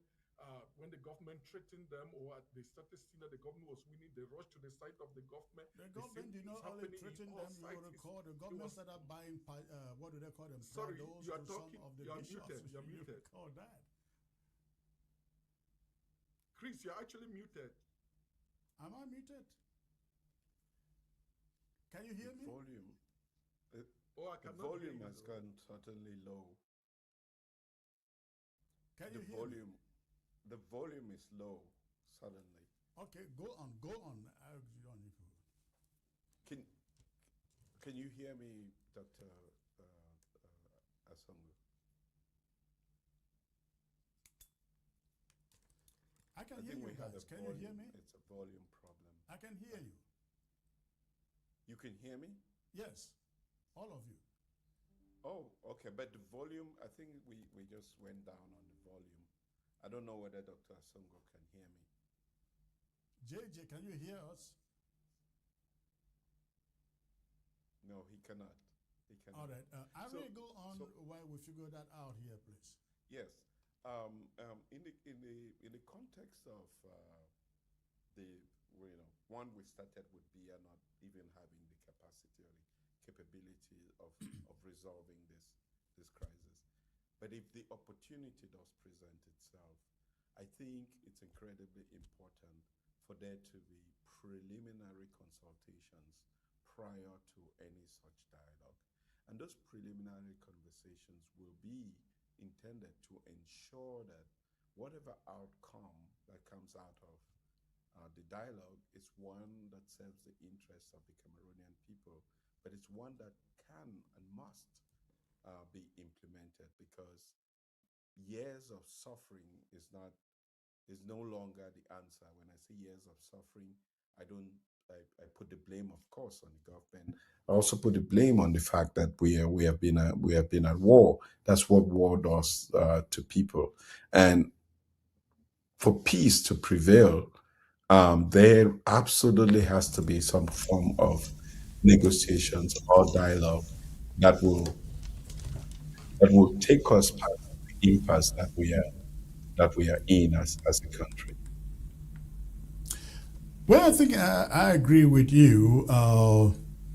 There has to be some pre-dialogue, especially among ourselves, Southern Cameroonians. And I have always said this, and people don't know where I am coming from. I am not a federalist. I do not stand for any form of federation, because I think after AAC 1, AAC 2, 2017, when we declared independence following the AAC2 resolutions out of Bamenda, where we said time has run out. If you do not implement what was obtained in 1961, we are actually going for our own country. That was fulfilled in 2017 when we declared Ambazonia an independent country. So I really think that we have come to the point where we have Southern Cameroonians, Ambazonians, we have Southern Cameroonians, one Cameroonians, and if there have to be some dialogue, mediation, negotiation, there is the need for the two parties to compare notes. Especially if you are saying you want federalism, I, an independentist, want to know what you have on your federalist paper. For example, you ask, what are the fallback positions? What is plan B, plan A, plan C? I want to know what you have. Maybe, just maybe, I go to the negotiation table as an independent, and I realized that we have to give and take. And I said, okay, maybe why don't we consider that federation? Then the next question becomes, what kind of federation? That is why it is important that we also know, federalists, one Cameroonese, they don't need to ask a question as to what independentists want. They already know it from day number one. It is the independentists saying to federalists, what form of federation exactly are you asking for? If you are talking about a referendum on what? Those are the things we want to know. Aria, get back to you. I know that you are the one asking the questions, but I have one question for you. When you say that you are not a federalist, what If you were granted independence today, say you have declared independence, what form of state is Ambazonia going to have? And how are you going to determine that? That's a great question, and it's very easy. If we were granted independence today, what form of state would Ambazonia have? Very simple. I believe Ambazonian. I mean, look at the population of Ambazonia. We say Ambazonia is 8 million. Let's assume it's not 8 million. Let's assume it's 5 million. Look at Equatorial Guinea. Equatorial Guinea is not up to 2 million. All those smaller countries around Central Africa, Congo, Gabon, Equatorial Guinea, I mean, these are countries with less than 5 million people. They have regions or provinces or states. And Ambazonia is 8 million people. So, you are asking me if Ambazonia got independence, what form of state would it have? I would say a federal Ambazonia. However, it is not Chris Anu who decides that federal Ambazonia. We come to table with suggestions and we ask the people, what do you think is doable? That is the way we look at it. Absolutely. For all intents and purposes, therefore, you are a federalist, right? Because that's the form of state that you think will be best to govern whichever territory you find yourself in. But in the same context, right, in the same context as we speak about Cameroon, this is why I overemphasize the kind of state as opposed to the form of state. Because it's the kind of state that informs the form of state. Because there's not only unitary, federal, but there's confederations. There's other loose forms of states that you could actually be creative about. I mean, we are educated people. We've had experiences from all over the world. Let us not lock down ourselves into options about the future of 30 million people or 8 million people for that matter. It is incredibly important that we, maybe for the first time on the African continent, have the people determine the kind of country that we want. Note that many African countries were granted independence and granted a constitution, and they've evolved with that. Why have we never taken time as a people to think, not with our hearts boiling from our colonial past, but to think about the kind of neighbors we want to have, the kind of neighborhoods we want to build, the kind of education, the quality of education, because it's not only certificates that make us educated, it's how we develop as a society that actually makes us educated. And for me, the biggest opportunity that we have, because of every crisis, the Ambazonia crisis has created enormous opportunity, even though it has caused a lot of pain and suffering. But it's a huge opportunity for us to reflect that never again shall we live in a country where some people are first class and others are second class. Whether it is in the Ambazonia or it is in the Cameroon of the future, those are things that we must have learned. No more warlords, no more people that govern over us. How do we create a society where people are empowered from the very beginning to take their destiny, to decide the future of their streets, the future of their communities, the future of their towns? These philosophies are the philosophies that will awaken the consciousness of our people. And we must not be angry about it. Yeah? I am totally in agreement with you. However, you will agree with me.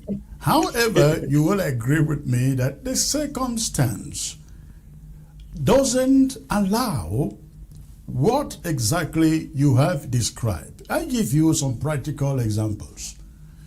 When we started this thing, and I mean, you've been in this, I believe, for a long time. Remember, the first labels we were given was, where you are Biafrans, you are enemy in the house.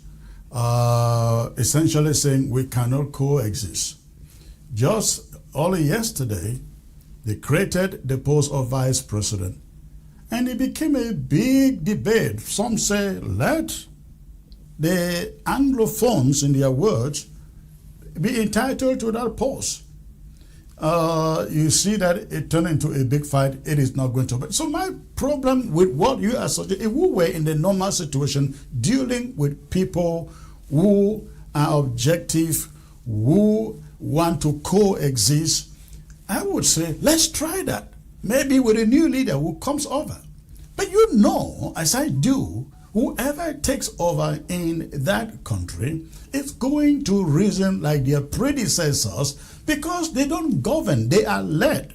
And they are led from France.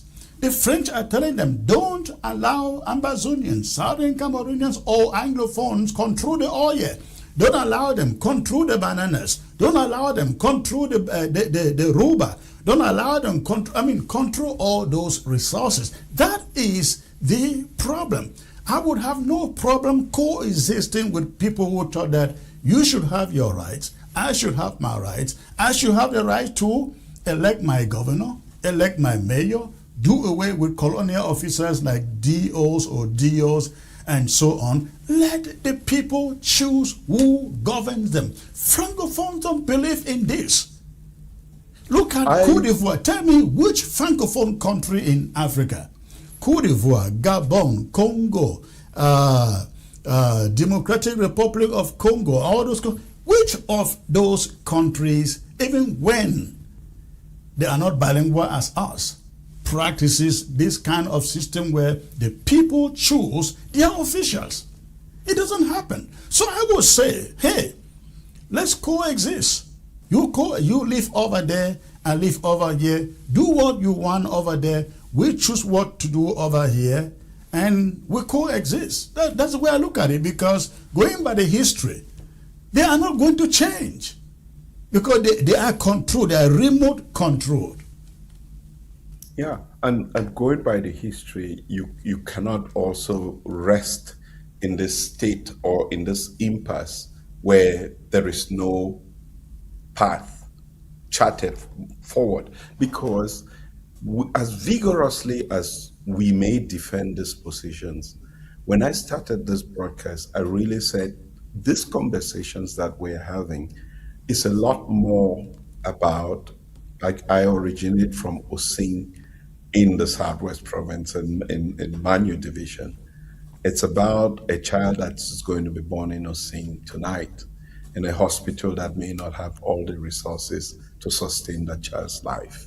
And if we think about that, then we want to do what is best to ensure that we guarantee that the next child that is born has the ability to survive.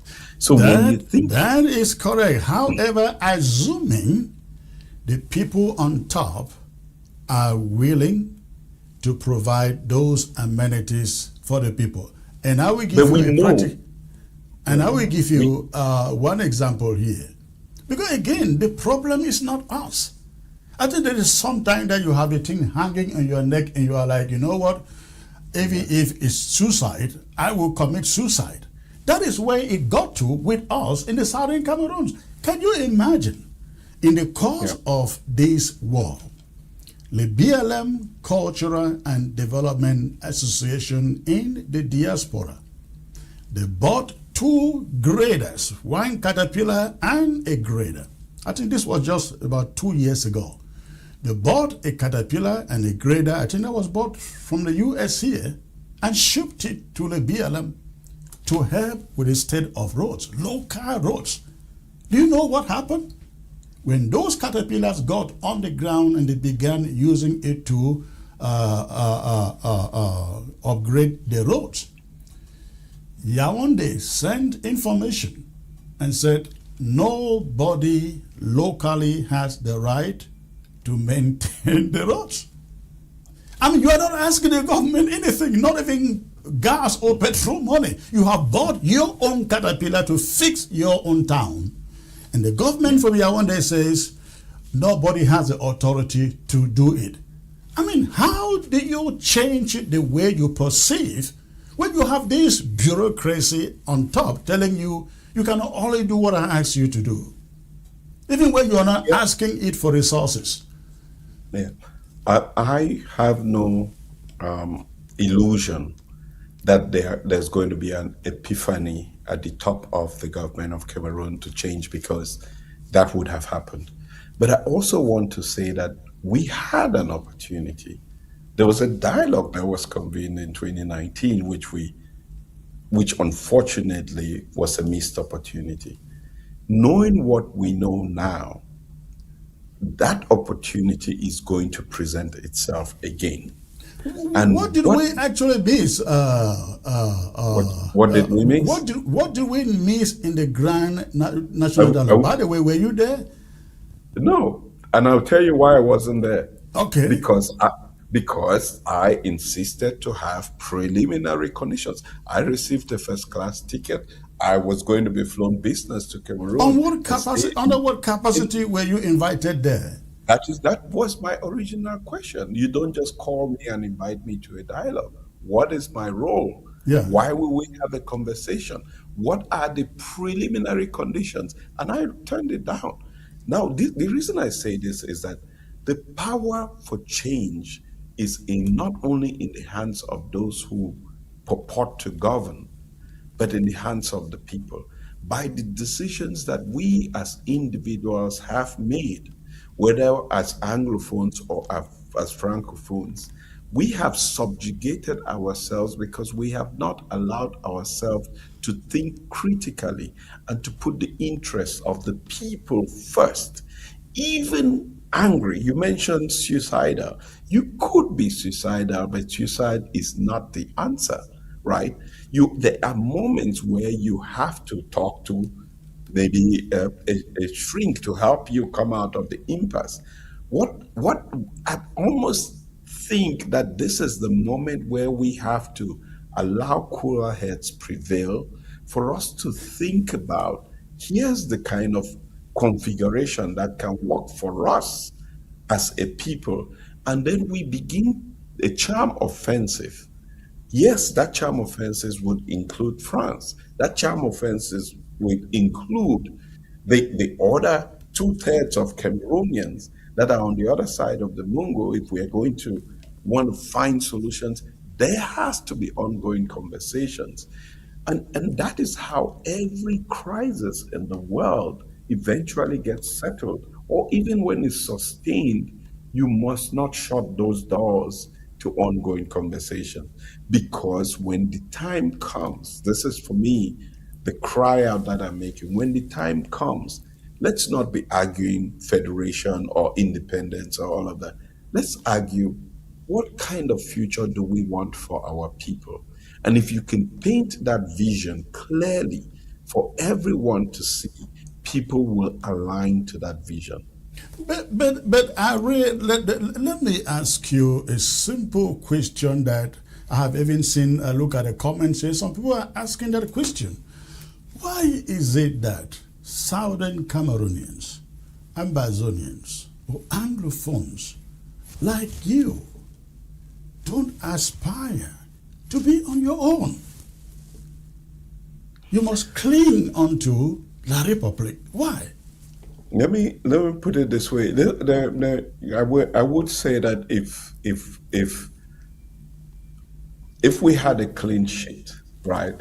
Yeah. If we had a clean sheet, then maybe that's a conversation that you can have. But where we are, what I'm saying is that there has to be a process, and whatever that outcome is, it is the outcome that we as a people will arrive at. But if we just say that there is no process, that's it, Southern Cameroons or nothing. I agree with you. However, let me just ask the question: how have we guaranteed? I agree with you. However, how about we all, Southern Cameroonians, stand on one side and say, well, for 61 years or so, we asked for change. Change never came. You locked up our people. We want our own thing. And then when it doesn't come, we also join our mouths and discuss among ourselves. What next can we do? Then coming from the south, from the side of La Republique, and saying, let's just talk, let's just see what comes, let's go for grand national dialogue. We miss an opportunity in grand national dialogue. Why can't we stand on one side and say, let's go this way until we hit the rock, and then we can. Well, you're assuming that we haven't hit the rock yet. I think we've hit the rock, and this is why we're looking at other options, right? You have to be practical in it's being practical. Let's be pragmatic about the outcomes that we want, right? Now, if in 10 years of this struggle, what have we built that can sustain us for the next year? In 10 years of the struggle, how many schools have we built? In 10 years of the struggle, how many jobs have we created? In 10 years of this struggle, well, how have we ensured the sustainability of energy for our people? If we are not able to answer these questions, I can answer that question though. I can answer that question. This is what I would say. Nobody builds in the middle of war. They are not building in Ukraine, and you know what the Russians have done there. I will also say, in 10 years of war, at the very beginning, we were called 2 cubes of sugar. They have not been able to dissolve the 2 cubes of sugar. They never believe. If you ask the people, the policy makers in La République du Cameroon today, if with the benefit of the hindsight, they would declare a war again, you will agree with me, they will say no. It became too expensive. They are not going to do it. Can you, let me just land. Can you believe that from nowhere we have held Cameroon bound, a trained military bound for 10 years? For 10 years. And they know the economy is not working, there are no jobs, the money is being swindled, and so on and so forth. Yes, we have not built school. Nobody expected us to build school during war, or build roads during war, or build industries during war. That's exactly what we are fighting for. So I think that the only moment you can say the steam is gone, the moment is gone, we lost it, when we go to the negotiation table and we refuse to come to agreement, and the conclusion or the consensus is, let's continue with arms, maybe I can consider your argument. But for the moment, when there are still voices, according to Tanganji, in the bushes, how can you say the war is over? Yeah. No, so let me put it this way. In the context of Ukraine, in 5 years, Ukraine has actually built the most sophisticated drone industry in the world that people are going to Ukraine. So yes, you can actually build during war.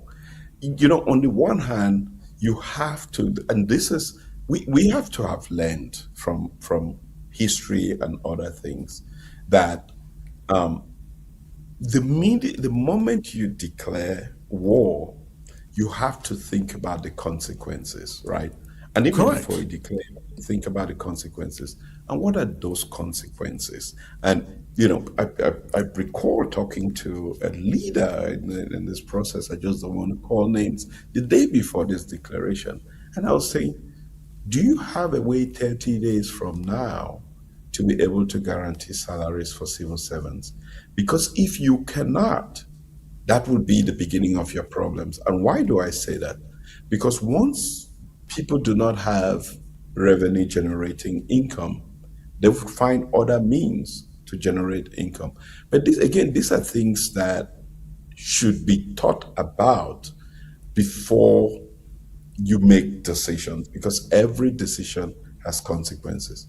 The assumption that people make when we speak about this is not that we do not care about the Anglophone crisis.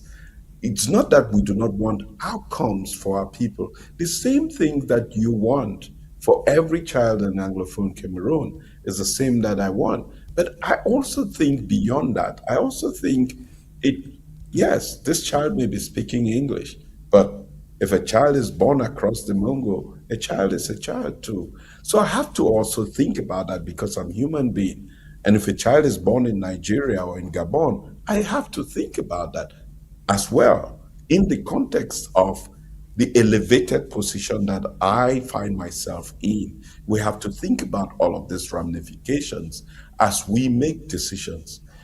The other thing is, I also have to think about it from the perspective of the people that I purport, if I purport to represent the people. I have to think about it in that perspective, because you can fight wars at the same time build bridges. You can fight wars at the same time build schools and toilets. You could fight wars and at the same time create jobs. And I think that those are all parts of strategy when we talk about strategy that we have to think. I think it's not just about the strategy, it has to do with the conditions under which you fight. Consider the Southern Sudan. They controlled their territory. They were building schools and building roads. Consider Somaliland. They build roads, they build schools, they build hospitals. They control their territory. We are not yet there. I believe if we had taken over some counties and began governing them, those things would have immediately followed. But listen, I really appreciate your coming on. We will have this conversation again. Let's just see we can open the line for 5 minutes, only 5 minutes. And if people want to call in, make contributions, please, the line is open. The number is right there on your screen. Before you call, make sure that the volume of your television set is shut down so you focus on your phone.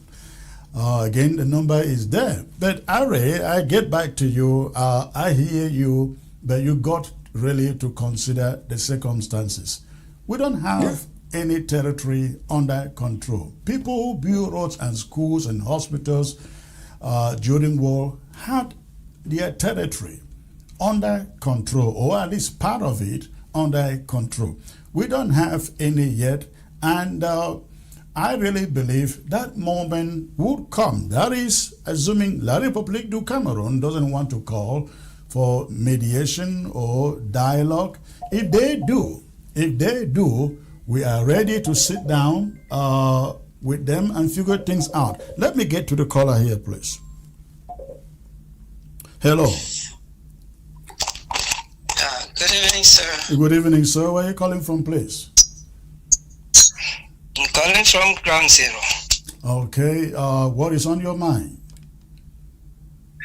Yes, I have a lot of questions to ask our brother.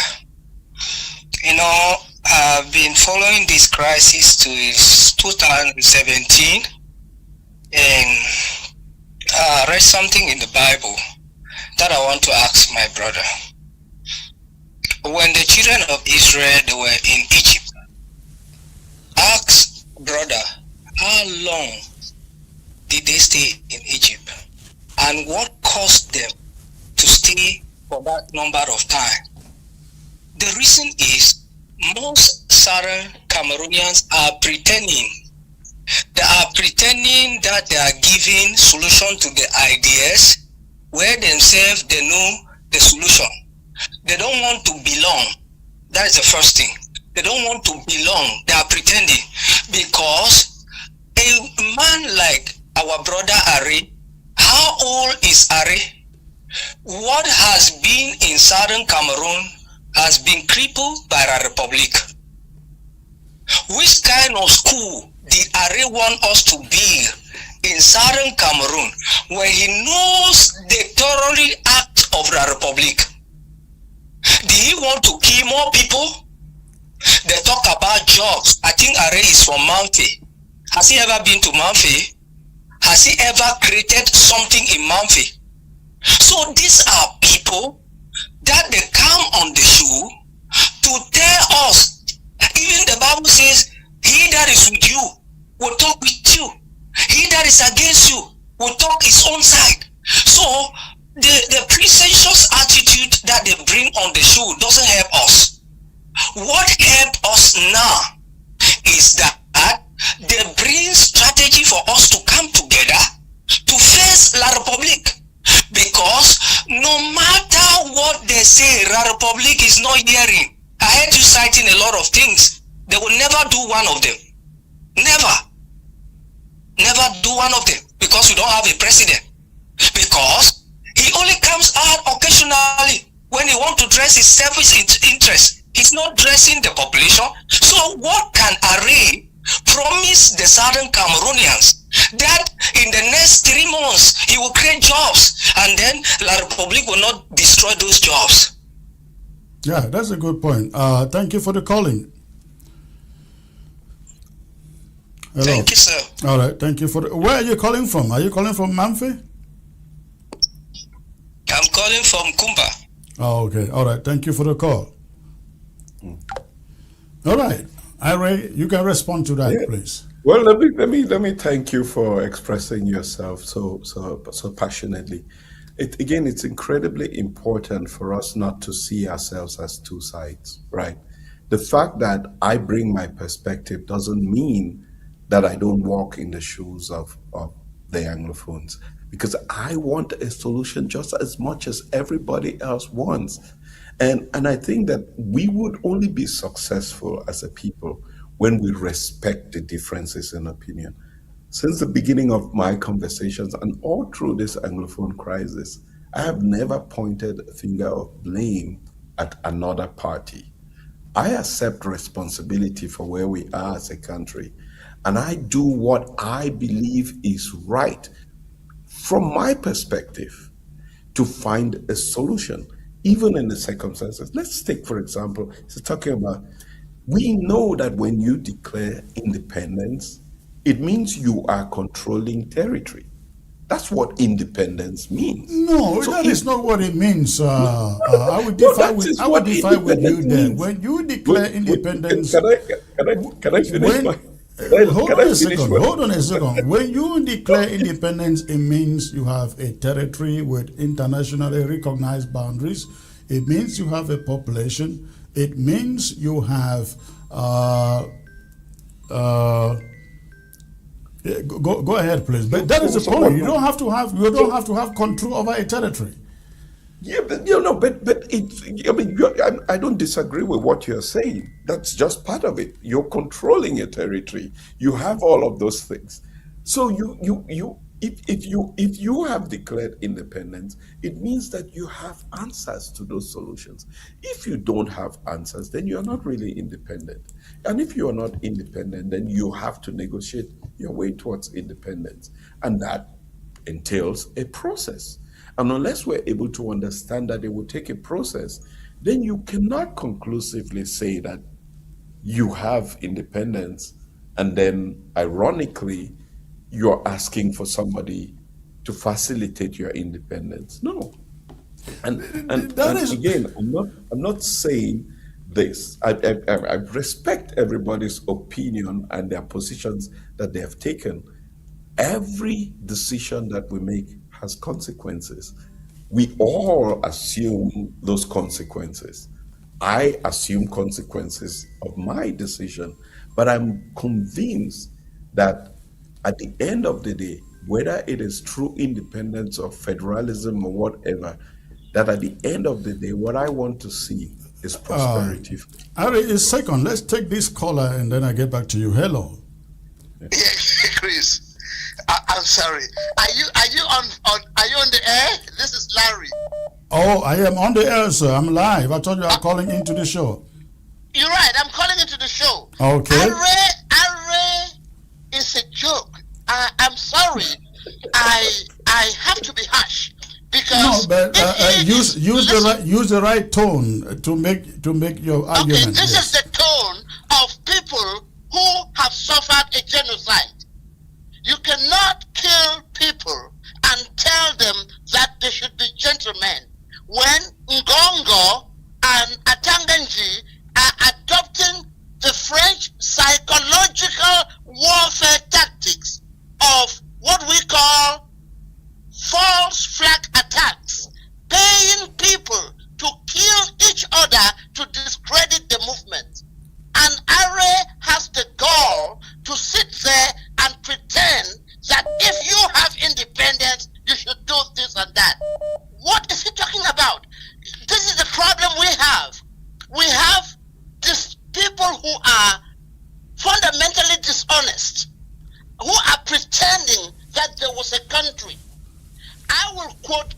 Esme, in Le Blanc-Sanvon.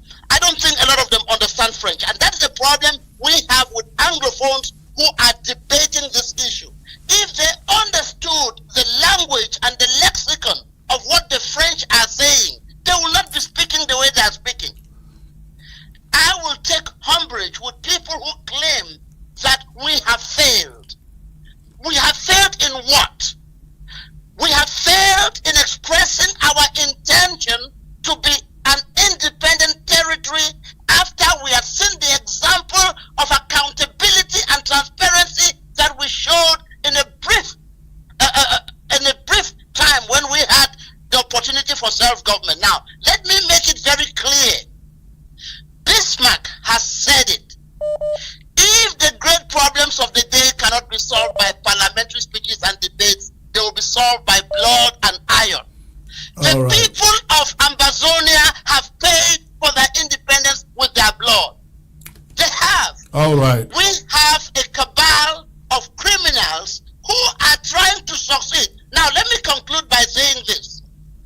After 40 years of journalism, having written 2 books about Africa, I will tell you that the content analysis of what we are having in Cameroon is preparation for Biya's war of succession, even if Ambazonians were not involved. Thank you so much, sir. Thank you for the call, sir. You have a great night. I'm having you here on the show on Wednesday, right? Yes, sir. I really need for us to deepen this issue because we should stop pretending. You just saw what Ukraine is doing in Russia. Let us stop pretending. We came to the West and we are seeing the evolution of international relations. We are seeing how problems are being solved. You don't go to negotiations from a position of weakness. Yeah. All right. Okay, thank you. Sir. Thank you. Thank you for the opportunity. Yeah. Thank you for the opportunity. All right. Okay. I read you heard that, right? Yeah, I mean, people are entitled to their opinion. There's a reason why there are some people who are pacifists. Mahatma Gandhi got the independence of India through a peaceful movement. We are benefiting some of the rights, civil rights that we have living here in the United States was got through peaceful movements. So to dismiss somebody who thinks about another approach, I wonder what kind of country we're going to have when we cannot accept people with differing opinions. And I think that that's even more troubling when we hear this from people that are supposed to be sophisticated and educated. That is actually very, very disturbing that these people want to live in a country in which they would not be able to entertain a divergence of opinion. I don't think that is what he is saying there, though. I don't think what he said tantamount to what you are suggesting. An educated person begins his conversation by saying array is a joke. Does he know me? He says I'm pretentious. Does he know me? But I need for you, what I have just said, we have to take this into consideration. Because will I want to live in a country with people? I'm running from a country where my opinion is not being heard. Do I want to live in a country with people who do not understand the essence of, this is why I keep talking about what kind of country. But are you by that saying that a francophone will understand you and accommodate you better than your brother? No, that's not what I'm saying. Cameroon? That's not what I have said. I have said repeatedly that in this process, we must understand that there has to be a negotiated path. Absolutely. And in negotiations, you always must be open-minded. You have to decide what you can not let go and what you can let go. But to do that, you have to listen to other people. So if I'm an Anglophone myself, and if anyone has to represent me, then they must ask my opinion. I want to give my opinion. I want to be heard too. So let us listen to one another. People have difference in opinion, but let's have a common purpose. What is our common purpose, my brother? At this point, our number one purpose was, how do we stop the pain and suffering of our people? 2, how do we ensure that our people never again experience what we have experienced in the next 65 years? Right, in the last 65 years. How do we ensure that their future becomes one that is prosperous? And if you think about this in a chronological order, the first step is stopping the bleeding. How do you stop the bleeding? That's where the negotiations comes in. Then you can go on to that next step. Is how do we ensure that we would have been there a long time ago if the regime that you keep referring to was willing to come to the table. Look at, we had Switzerland. They refused to come to the table. We had Canada. I mean, we are the only side that keeps talking about dialogue, mediation, negotiation. You don't see that on the other side. So I don't understand how you can blame us, sit there and blame us and make the suggestion that we are the intransigent ones. No, I'm not blaming anyone. If there's one thing that I want to do, it's not apportion blame. In fact, if there's anybody to blame, let's face facts. I say that even if the regime in Yaoundé for the last 50 years before 2017 did not want to find a solution, the last 10 years has given them ample time to have had a solution to the crisis. The fact that the government has not been able to, for the last 10 years, to find a solution tells me something, that this government is unwilling and incapable of finding a solution, right? So it's not the government that will be the answer. It is the people of Cameroon. And when I say the people of Cameroon, maybe I should put it in the plural, the peoples of Cameroon. When I say the peoples of Cameroon, I mean the Anglophones and I mean the Francophones. Because we would not, either way that you look at it, my brother, we would not find a solution if we do not work together. Like I said, even the worst marriages end in some kind of divorce. A divorce is a negotiated settlement that we decide that we're not going to live together, but here are the terms under which we're going to agree to separate.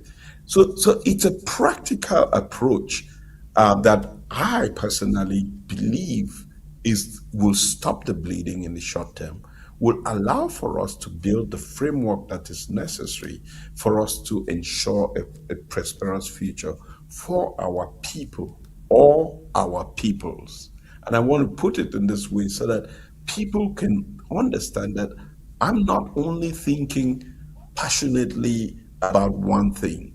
People like to throw labels as you are La République or your independence or your federationist. I'm none of those things. I'm just for the child that is going to be born in Cameroon tomorrow to have a better life. Because we have that responsibility at our age to prepare for a better future for our country. And we can choose to do it. How we choose to do it, we can choose the path of force, or we could choose the path of constant, rigid commitment to a peaceful outcome. And that's the path that I choose to go. Even as foolish as that may sound in the context of our country, that may probably be the most plausible that we have when the time comes. Well, let's hope that time comes, and maybe we join our heads, sit on that table, and decide what outcome that we want. We're not going to have an eternal national dialogue here to resolve that conflict. So, no, of course not. Let's have the discussion coming in, and you mentioned the ability to accommodate one another. That is why I bring everybody. I mean, everybody with an opinion. On this show, I don't care if you say, hey, Chris, I know you're a terrible man.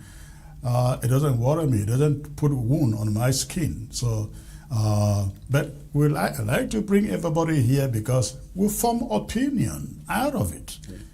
So I really want to thank you for coming on. It's been quite a long time, and I look forward to having you back again, sir. I appreciate it. Thank you very much. I absolutely enjoyed the conversation. And hopefully we can continue this conversation as time goes on. All right. You have a great night. Yeah, thank you.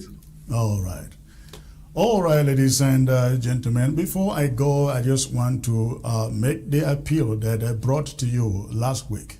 We are functioning from this platform because of some people like you out there who have resolved to support ABS. We will not come to you without being able to pay the bills that are here, the studio. Again, we do not come to you from a basement or from a bedroom.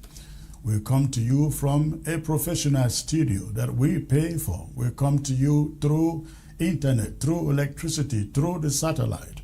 I am appealing to you, please, to help us do a one-time donation to ABS so that we can keep on bringing this education information to you and to our people who are on the ground. This is the one platform that is the voice of Ambazonia. And please, if you are a true independentist, this is your platform. We can only survive if you support us. That is my appeal. The number on your screen is good for Zelle and is good for Cash App. Please use it, do or make a one-time donation to help ABS running. We will deeply appreciate that. I think I should take this last caller before I call it a night here. All right. Hello. Hello, Secretary. Hello, sir. Where are you calling from? Yeah, I'm calling from Bamenda. From Bamenda. All right. What is on your mind, sir?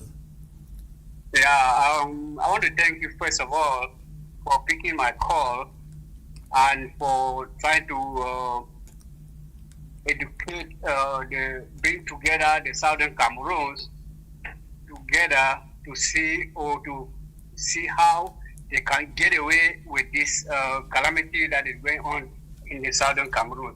I just want to ask a question to Mr. Array that he's projecting the federation or whatever, I don't understand, like any other Southern Cameroon. So I want to ask him, what can he do to stop the bleeding? Because Southern Camerooners have tried to negotiate, and La Republique is not willing to do anything. So I don't know the way he wants to convince the Southern Cameroon to go and federate again with La Republique of Cameroon after 60 years and all this killing, all this burning of houses and every negative thing that's been going on. And again, he wants the Southern Cameroonians to build or to construct bridges, schools.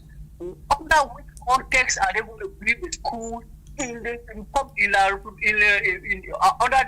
this war when La Republique military are everywhere, killing people, arresting for people for ransom? So I don't understand why it's here, because these are the people that to discourage people who are determined to get their stake in their hands.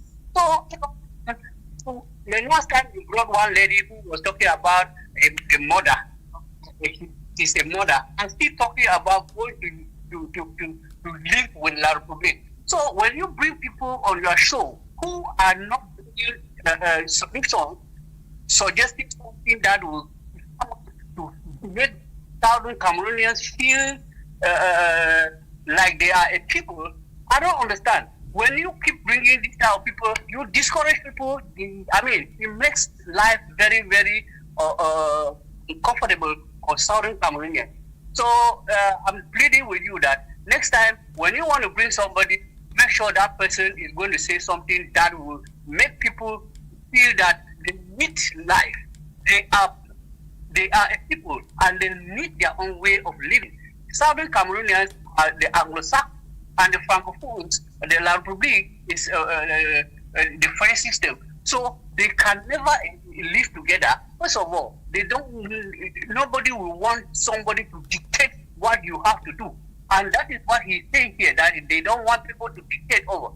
Southern Cameroonians already live for themselves and they knew how to live with each other. They built places for themselves before this war or before independence, before they joined La République. They had places, they took care of their roads, they had sanitary inspectors that go around, see that your own place is clean. But now, have we benefited from La République of Cameroon that he wants Southern Cameroon again to go and live in that mess? Thank you very much. All right, thank you. Unfortunately, Array has gone. Maybe next time when you comes on the show, you may answer your question. And for your question or the quarrel about bringing people with diverse opinions like him on the show, I think it is empowering to know what others know or to know what others know and the way they think, so that when you strategize, you know exactly what their argument is. That is the essence of having them here. It can only strengthen your argument, your point, because if you don't know it, you cannot debate with them. All right. Thank you for the call. Thank you, sir. All right. All right, ladies and gentlemen, that is it. We will call it a night here. But again, please remember, you got the phone number on the screen to support us to keep on bringing you these debates and education, so that together we can build our own future. Thank you for tuning in. I look forward to being back here on Wednesday, and I am looking forward to having Professor Carson Anyangwe right in here, physically in this ABS studio, live. All right? But please help us, support us. That number on your screen is good for Zelle, is good for Cash App. Thank you very much for tuning in. God bless.